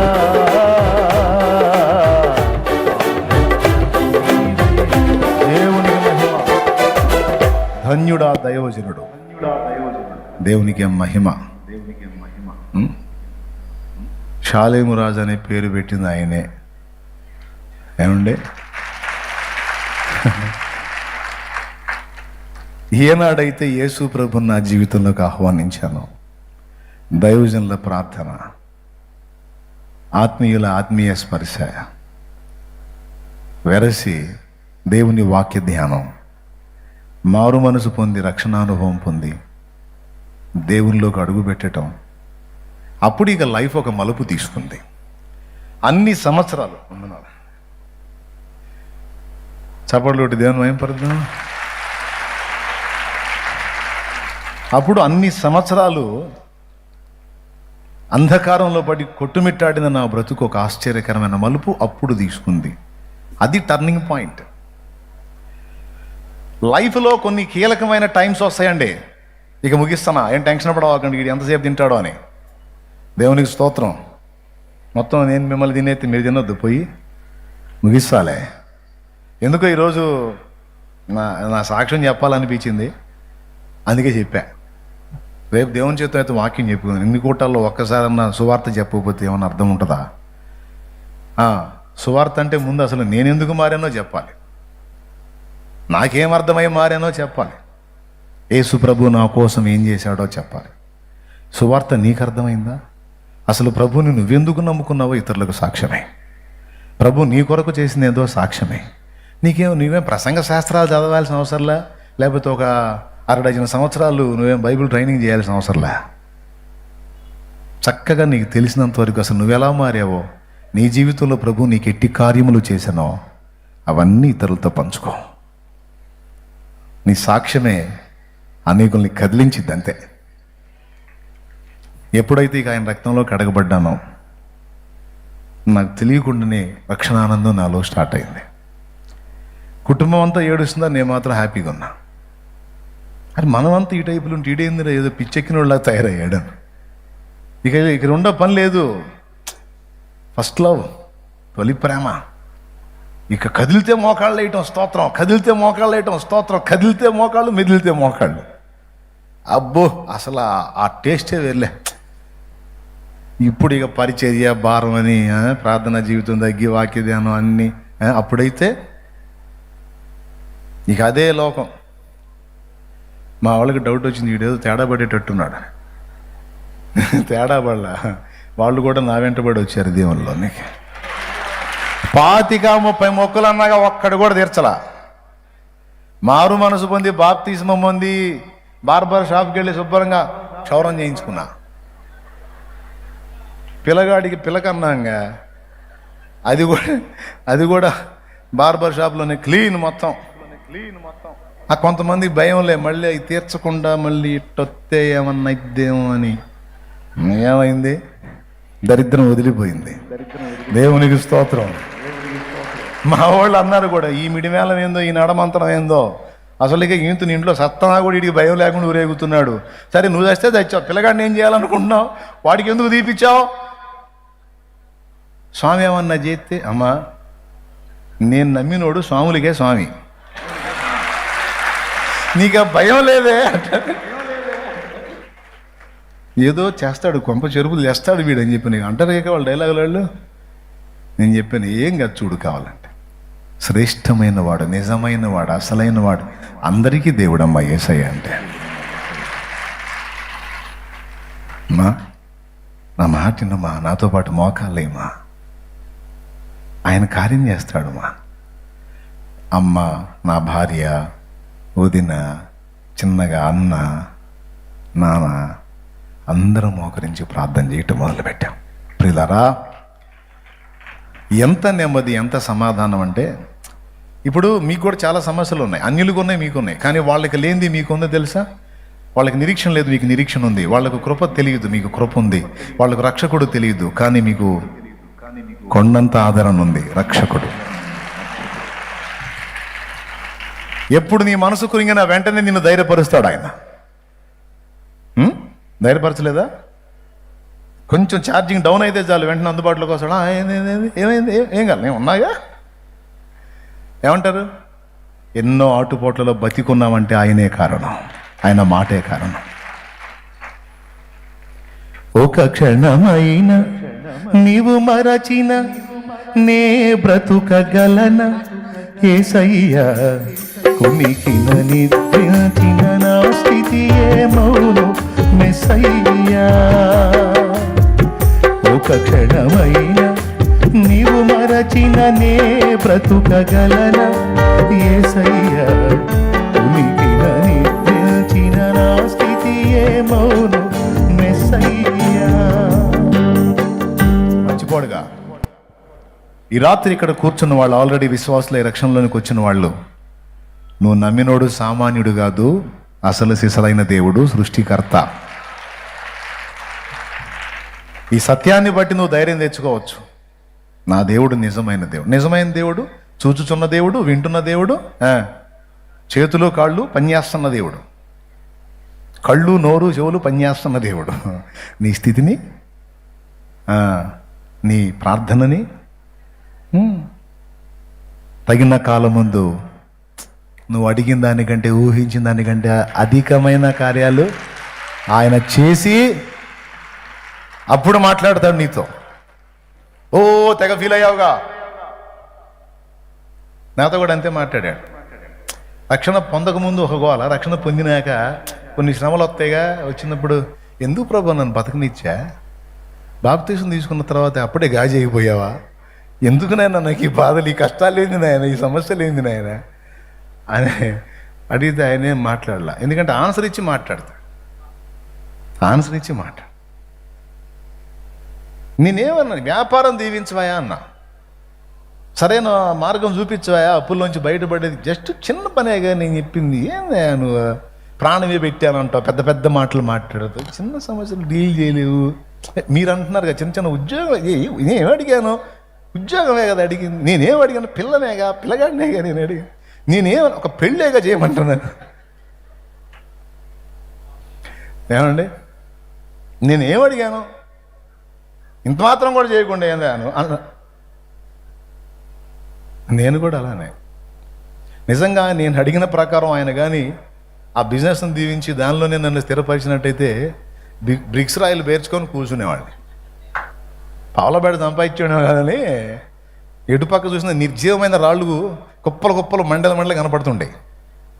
ఎంచుకున్న వ్యాపారం అదిలే, బ్రిక్స్ కంపెనీ. ఒరే ఉండ్రా, నీకంతా దడే, ఆగురా, కాస్త ఓర్చుకోరా బాబా, నువ్వు కాస్త అనుభవాలు పొందాలరా, ఈ ఎగచాట్లు నీకు కొన్ని అనుభవాలురా, వీటి తర్వాత గొప్ప పని ఉందిరా, ఆగురా.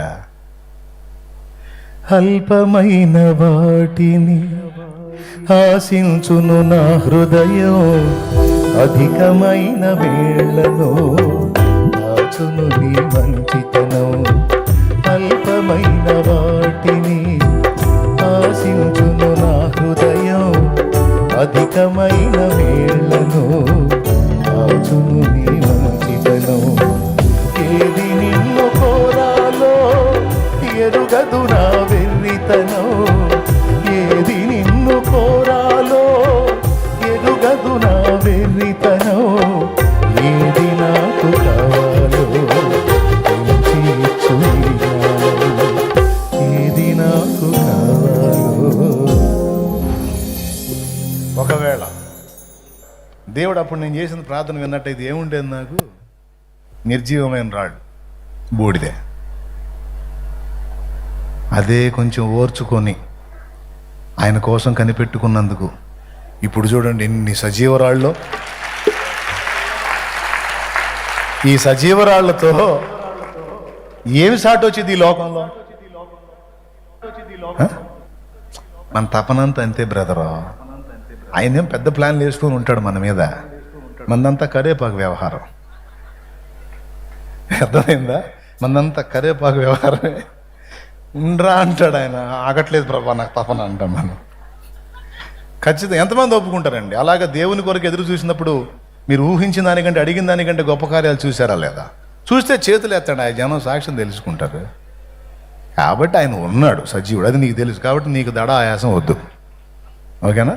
ఇప్పుడు పాపం తెలియని వాళ్ళు వచ్చారు కదా, వాళ్ళకి చెప్తున్నాను, ఇదిగో మీరు ఏ శాపంలో ఉన్నారో, ఏ దుఃఖంలో ఉన్నారో, ఏ బాధలో ఉన్నారో, ఏ వేదనలో ఉన్నారో ఒక్కటి చెప్తాను నేను. యేసు ప్రభు నిజమైన దేవుడు. ఆయన రెక్కల కిందకు వచ్చి ఆయన రక్తంలో నీ పాపాలన్నీ కడిగేసుకో. పాత జీవితాన్ని వదిలే, క్రీస్తులో క్రొత్తగా జన్మించిన బిడ్డగా మారిపో. ఆ తర్వాత నీకు రెండు ఉంటాయి. ఒకటి, జీవితంలో సమాధానము, నెమ్మది. మరణానంతరం ఖచ్చితంగా మోక్షం, నిత్య జీవం. నా కోరిక న్యాయమైంది, మా అమ్మ నాన్న మోక్షం పంపించాలని. కానీ నేను వెతికిన మార్గాల్లో మోక్షం లేదు. అందుకే మోక్షం ఇచ్చే మార్గంలోకి ముందు నన్ను నడిపించి తర్వాత నా ద్వారా వాళ్ళకు సువార్త చెప్పించి, వాస్తవంగా మా అమ్మ మా నాన్న నాకు జన్మనిచ్చిన తల్లిదండ్రులు అయితే ఆత్మీయంగా నేను కన్న బిడ్డలు వాళ్ళిద్దరు. వాళ్ళకి యేసును పరిచయం చేసింది నేనే, దేవుని కృపలో.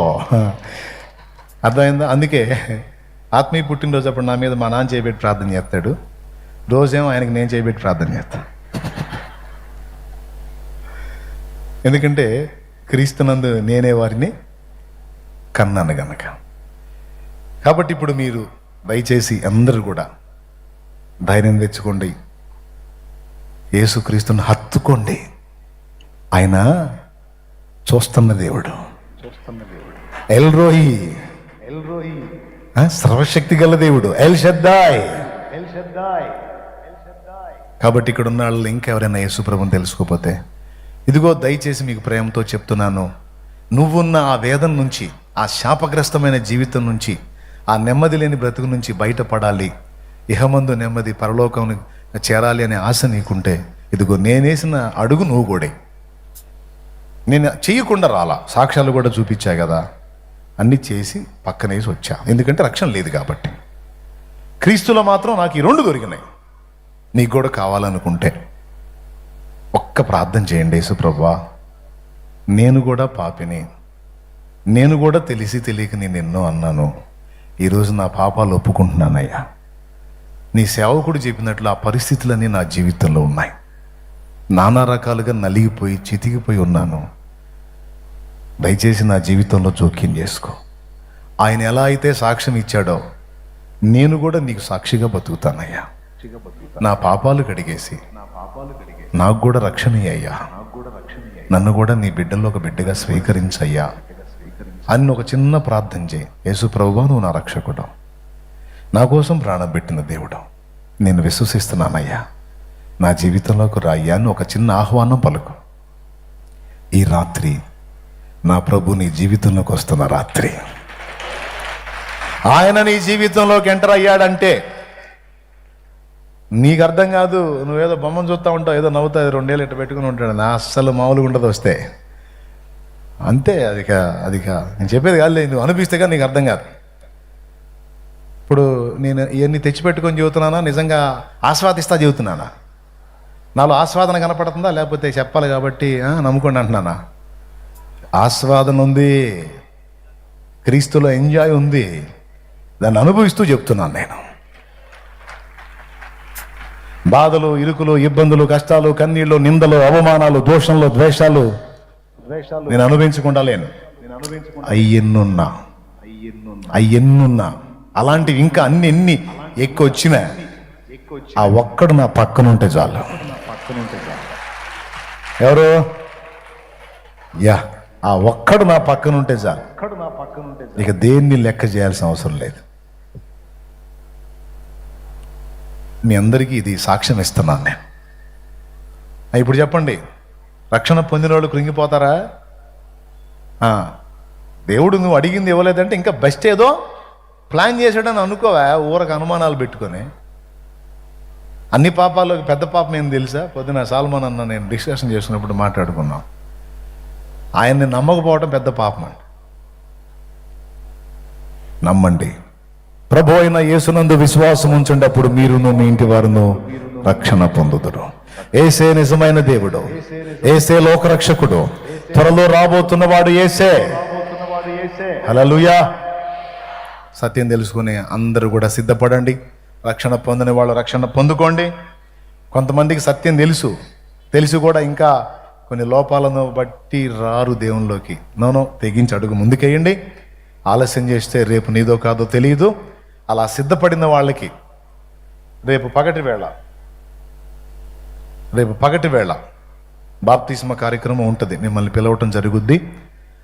ఈ రాత్రి నీ జీవితంలో కూడా నా ప్రభు రావాలని నువ్వు ఆశిస్తే ప్రార్థన చేయి, సిద్ధపడు, పాపాలు ఒప్పుకో, మారు మనసు పొందు. ఇక ఆ జీవితంలోకి వెళ్ళకూడదని సిద్ధపడు. ప్రభు నామంలో ప్రార్థన చేయి. ప్రభువా, నన్ను నీ రక్తంతో కడగమని మొర్రపెట్టు. రక్షణ పొందిన వాళ్ళు అడగండి, పొందిన వాళ్ళు కూడా అడిగి సిద్ధపడండి. ఇరువురికి కూడా ఆశీర్వాదం లభిస్తుంది. రేపే సిద్ధపాటు. ఓకేనా? రెడీయా? రైట్. ఇప్పుడు చెప్పండి, నిజమైన దేవుడు ఎవరు? ప్రాచీన సాహిత్యం చెప్పిన దేవుడు ఎవరు? లోక పాపములను మోసుకొని పోయిన దేవుని గొర్రెపిల్ల ఎవరు? 33,33,33,333 మంది దేవతలు మొక్కిన దేవుడు ఎవరు? అగ్ని. ఆయన యజ్ఞమైన అగ్ని. అలాంటి సజీవుడిని నమ్ముకొని దడపడతావే, అనుమానాలు పెట్టుకొని ఆవేదనలో బతుకుతావే? విశ్వాసంతో ఆయన వైపు చూడు. ఇవి కాదు, ఇంకా బలమైన కార్యాలు ఉన్నాయి. లే ఏమన్నా లేస్తారా? మంచి నడువులు సర్దుకుంటాను, జస్ట్ అట్లా లేచి కూర్చో.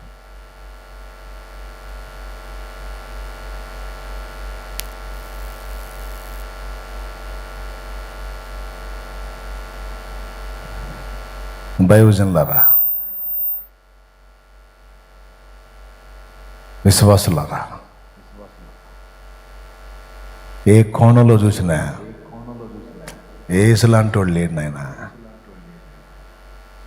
పూజ్యులన్నవారు నీకు సాటిరారు, నీతి ప్రేమ పవిత్రతలో నిన్ను మించలేరు. హరిషడ్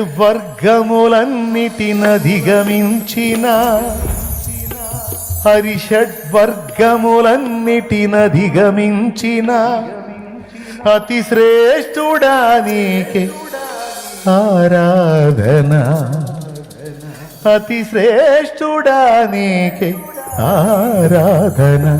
రక్షక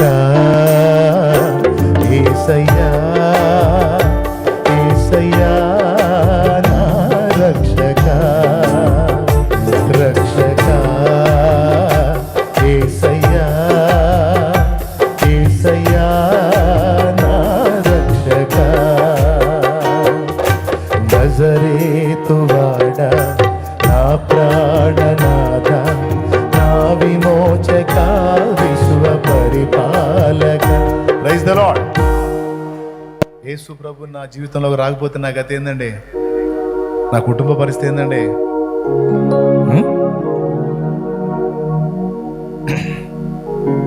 నా సొంత పెదనాన్న కొడుకులు అన్నారు మా నాన్నతో, బాబాయ్ నీకు 2 కొడుకులు, నువ్వు చస్తే నేను మొయ్యడానికి 4 కావాలి అంటే మా అవసరత ఉంది నీ, కానీ నువ్వు పోయి అందులో కలిసావు. ఎందులో? అందులో కలిసావు, ఇందులో మొత్తం పట్టావు. మరి నువ్వు చస్తే మేము రావు, నువ్వేమన్నా అనుకో అన్నారు. మా నాన్న ఒక మాట అని వచ్చాడు, మీరు కాదురా, ఒకవేళ నన్ను దేవుడు తీసుకుంటే పరిశుద్ధుల భుజాలు మోస్తారని నన్ను అన్నాడు.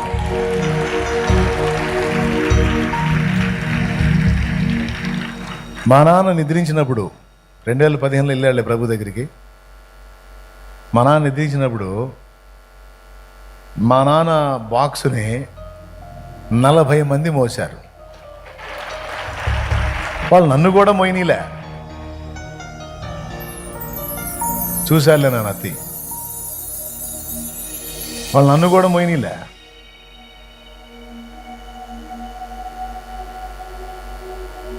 మా నాన్న అంటే కొంచెం నాకు అభిమానం. నన్ను పట్టణ ఏంటంటే ఒకడు తొలిగి అవకాశం ఇస్తే నేను భుజం మోపాను, 2 అడుగులు ఏందిచ్చి లాగారు పక్కకి, నువ్వు పోనా నేను తీసుకెళ్తాం అని.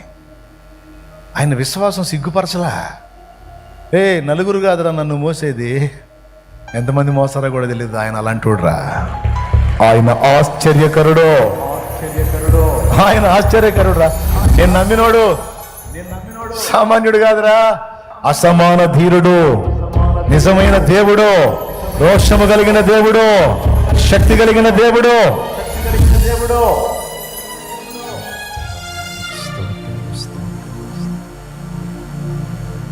ప్రియులారా, ప్రార్థన చేయండి, భయపడవాకండి. ఏ పరిస్థితుల్లో ఇక్కడికి వచ్చావో కృంగిపోవద్దు, భయపడద్దు. ఆయన సజీవుడని నమ్ముతున్నావుగా, నిన్ను ప్రాణం పెట్టినంతగా ప్రేమించాడని నమ్ముతున్నావుగా, ప్రతిదీ తగిన కాలమందు తప్పకుండా నీకు అందుతుంది. కలవరం ఇవ్వద్దు, మైమరచాయంలో ఆనందించు. కృప మనందరికీ తోడై ఉండును గాక. దైవజనులారా, సంతోషంగా సేవ చేయండి. ఏసన్న గారు గుంటూరులో ఒక చోట చేసి అబ్బో ఇక చాలులే అనుకుంటే నరసరావుపేటలో సంఘం ఉండేది కాదు.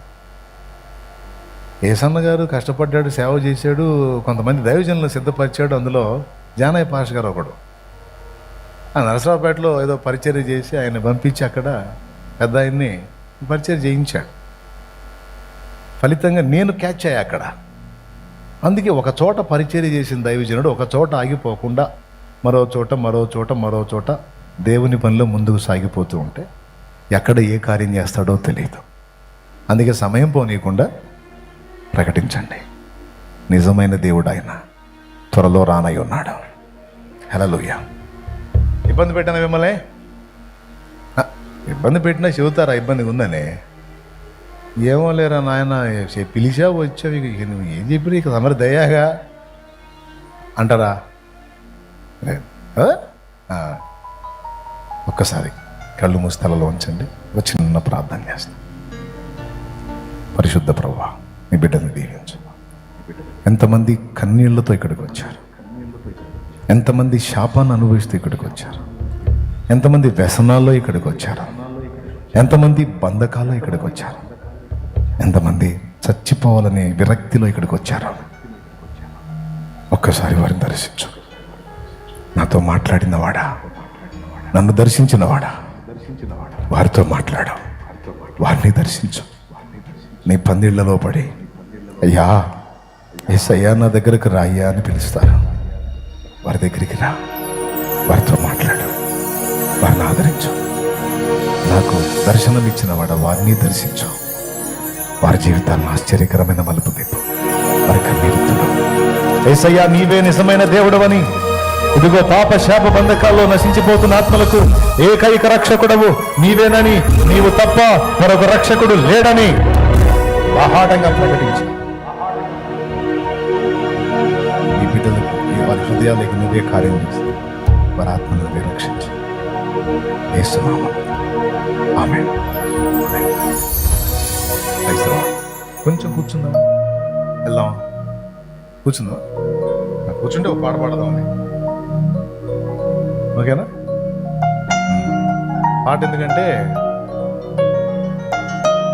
ఏర్పాటు భారీగా ఉంది కదా, సౌండ్ కూడా భారీగానే ఉంటుంది కాబట్టి ఒక చూపు చూడండి. ఏదన్నా దేవుడు మీకు ఇచ్చుంటే, లేకపోతే ప్రార్థన చేయండి. బాధపడవాకండి, దేవుడి కోసం ఏం చేయలేకపోతున్నాను బాధపడవాకండి. దేవుడు కార్యం చేస్తాడు. ఒకవేళ దేవుడు మిమ్మల్ని ఆశీర్వదించి ఇచ్చుంటే మీకు కలిగిన దానిలో పరిచర్యకు తోడ్పాటు అందించండి. ఇదంతా ఈ పరిచయ అవసరం కోసం, మళ్ళీ యేసుప్రభు కోసంగా. యేసుప్రభు మనం ఇస్తే గుడ్లు కుట్టించుకునే పరిస్థితి లేదు. మనందరికీ కుట్టించేవాడు ఆయన. దేవునికి స్తోత్రం. ఆయన మనకిస్తాడు. మీరు ఇయ్యండ్రా, నన్ను బతికేయండ్రా అనే టైపు కాదు. అదంతా మా గతంలో జరిగిందిలే. దేవునికి స్తోత్రం. ఈయన అది కాదు, ఈయన నన్ను బ్రతికించడానికి తను తాను ప్రాణంగా ఆహుతించుకున్నాడు. కాబట్టి మనం ఇచ్చేది ఎవరి కోసం తెలుసా? మన కోసమే. లేకపోతే ఈ లైట్ నీకు రాదు, ఆ మ్యాట్ నీకు రాదు, ఈ క్లాత్ నీకు రాదు. రాజస్థాన్ పోయి తెచ్చాం, ఎంతలే 30 లక్షలు అంతే. దేవునికి స్తోత్రం. హల్లెలూయా. ఏదనుకుంటాను మరి, ఏదైనా ఆయనే చూసుకుంటాడు. ప్రియులారా, కలిగి ఉంటే తోడ్పడండి. ఒక చిన్న పాట పాడేస్తాను. ఏ పాట పాడదాం?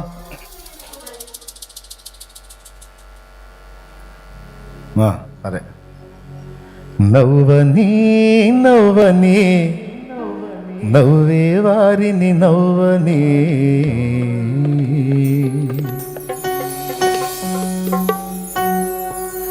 చెయ్యని చెయ్యని హేళన వారిని చెయ్యని,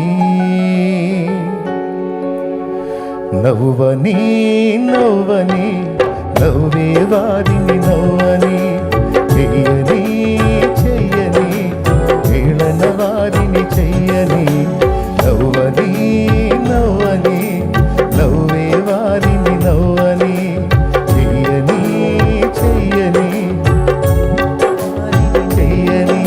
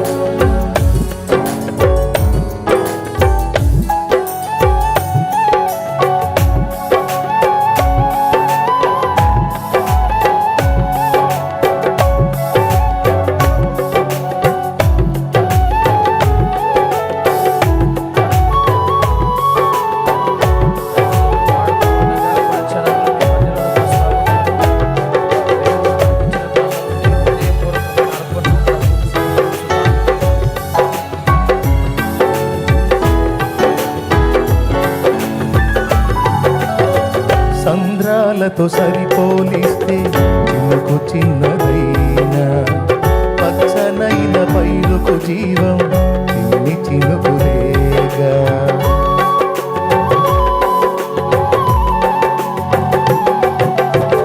సంద్రాలతో సరిపోలిస్తే చినుకు చిన్నదైనా, పచ్చనైన పైరుకు జీవం చిన్ని చినుకులేగా. ఎంత బ్రతుకు నీదని ఎంచుతున్న వారే విలువ తెలియు వేళ మించి పొగడుతారే. ఎంత బ్రతుకు నీదని ఎంచుతున్న వారే విలువ తెలియు వేళ మించి పొగడుతారే. వారి అంచనాలే అవును తారుమారే, వారి అంచనాలే అవును తారుమారే.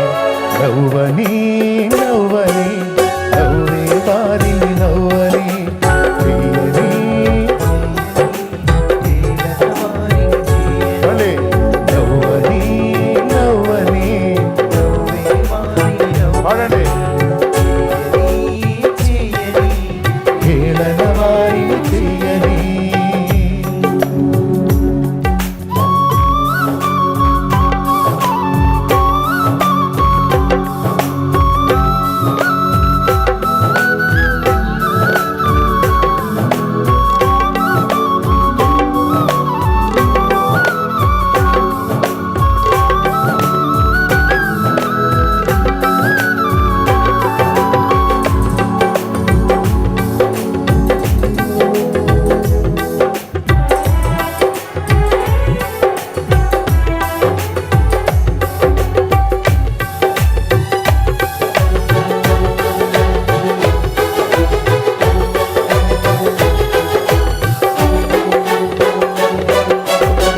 జారిపడిన నిన్ను చూసి గాలి చూపవలసిన వారే గేలి చేసి నీ మనసు గాయపరచినారా.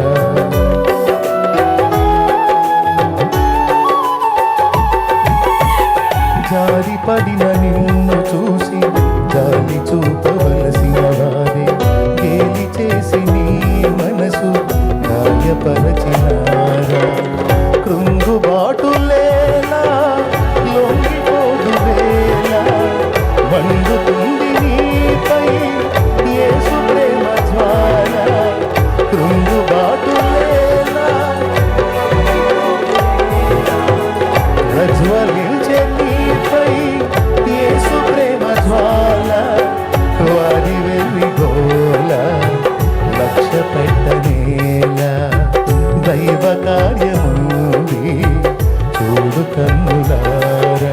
నవ్వని నవ్వని నవ్వే వారిని నవ్వని చెయ్యని చెయ్యని ఏళన వారిని చెయ్యని. నవ్వని నవ్వని నవ్వే వారిని నవ్వని చెయ్యని చెయ్యని ఏళన వారిని చెయ్యని. యేసు ఉన్నాడు అన్నీ చూస్తున్నాడు, లెక్కలు రాస్తున్నాడు. యేసు ఉన్నాడు అన్నీ చూస్తున్నాడు, యేసు ఉన్నాడు లెక్కలు రాస్తున్నాడు. నవ్వని నవ్వని నవ్వనే నవ్వనే ఏళన వారి చెయ్యని.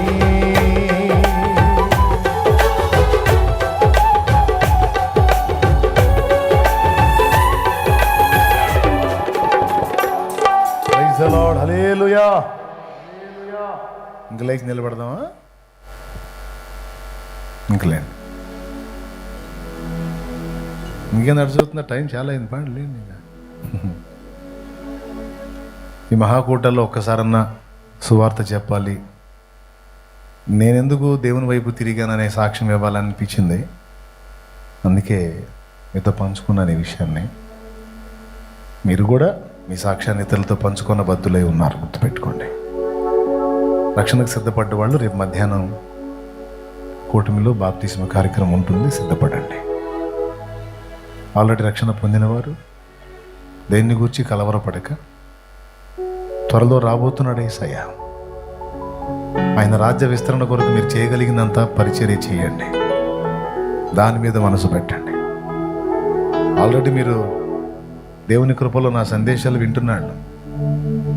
ఆయా ప్రాంతాల్లో ఉన్న ఉపదేశాలు విని ఉన్నవాళ్లే, కొత్త వాళ్ళైతే కాదు. కాబట్టే వచ్చారు, ఆయనకే మహిమ. కాబట్టి మీకు ముందు నుంచే నేను ఏం మొత్తుకుంటానో తెలుసు. మళ్ళీ ఒకసారి పునః ప్రతిష్ఠ చేసుకొని సిద్ధపడండి. దేవుని పని చేయాలి, రాకడ త్వరలోనే. ఓకేనా? రైట్. చివరి ప్రార్థనతో మనం ముగించుకుందాం. ఆశీర్వాద ప్రార్థన ఎప్పుడు?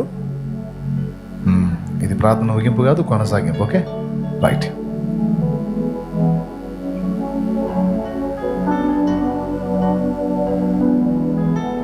సాల్మన్ అన్న చివరి ప్రార్థన చేస్తారు, ముగించుకుందాం. ప్రార్థన. ప్రేమగల మా తండ్రి, ఈ రాత్రి నిజమైన దేవుడవు నీవే అని మరొకసారి మీ సేవకుడి జీవితంలో చేసినటువంటి కార్యాలను చక్కగా మీరు వివరించినందుకు వందనాలు. మీరొక్కరే దేవుడు, ఇంకెవరు లేరు గనుక మీకు వందనాలు. రక్షించబడిన మేము కృంగిపోకుండా మీ కొరకు బ్రతకడానికి, రక్షించబడని వారు రేపు మధ్యాహ్నం మీ నామమున బాప్తిస్మము తీసుకొని రక్షించబడడానికి సహాయం చేయండి. మీ సేవకుని మా మధ్యలో నిలబెట్టి వివరించిన ప్రతి మాటను బట్టి మీకు మనసారా వందనాలు తెలియజేసుకుంటున్నా. మీ బిడ్డలు ఎంతో ప్రేమతో ఇక్కడికి వచ్చారు. వారు ఎంతో త్యాగాలతో వారి గుప్పిళ్ళని మీ మహిమ కొరకు విప్పి ఉంటుండగా, ఎవరికి మీరు అచ్చుండే దేవుడవు కాదు, నూరంతల ఫలము దయచేయమని కోరుకుంటూ తిరిగి వెళ్ళుచుండగా మీ సన్నిధి కాపుదల, భద్రత, క్షేమము దయచేయమని, రేపు ఉదయమే చేరి మరొకసారి మిమ్మలను ఆరాధించి ప్రార్థించి మీ వాక్యము ధ్యానించడానికి సహాయం చేయమని జీవం కలిగిన నజరేయుడైన యేసయ్య నామమున ప్రార్థించి వేడుకుంటున్నాము తండ్రి. ఆమేన్.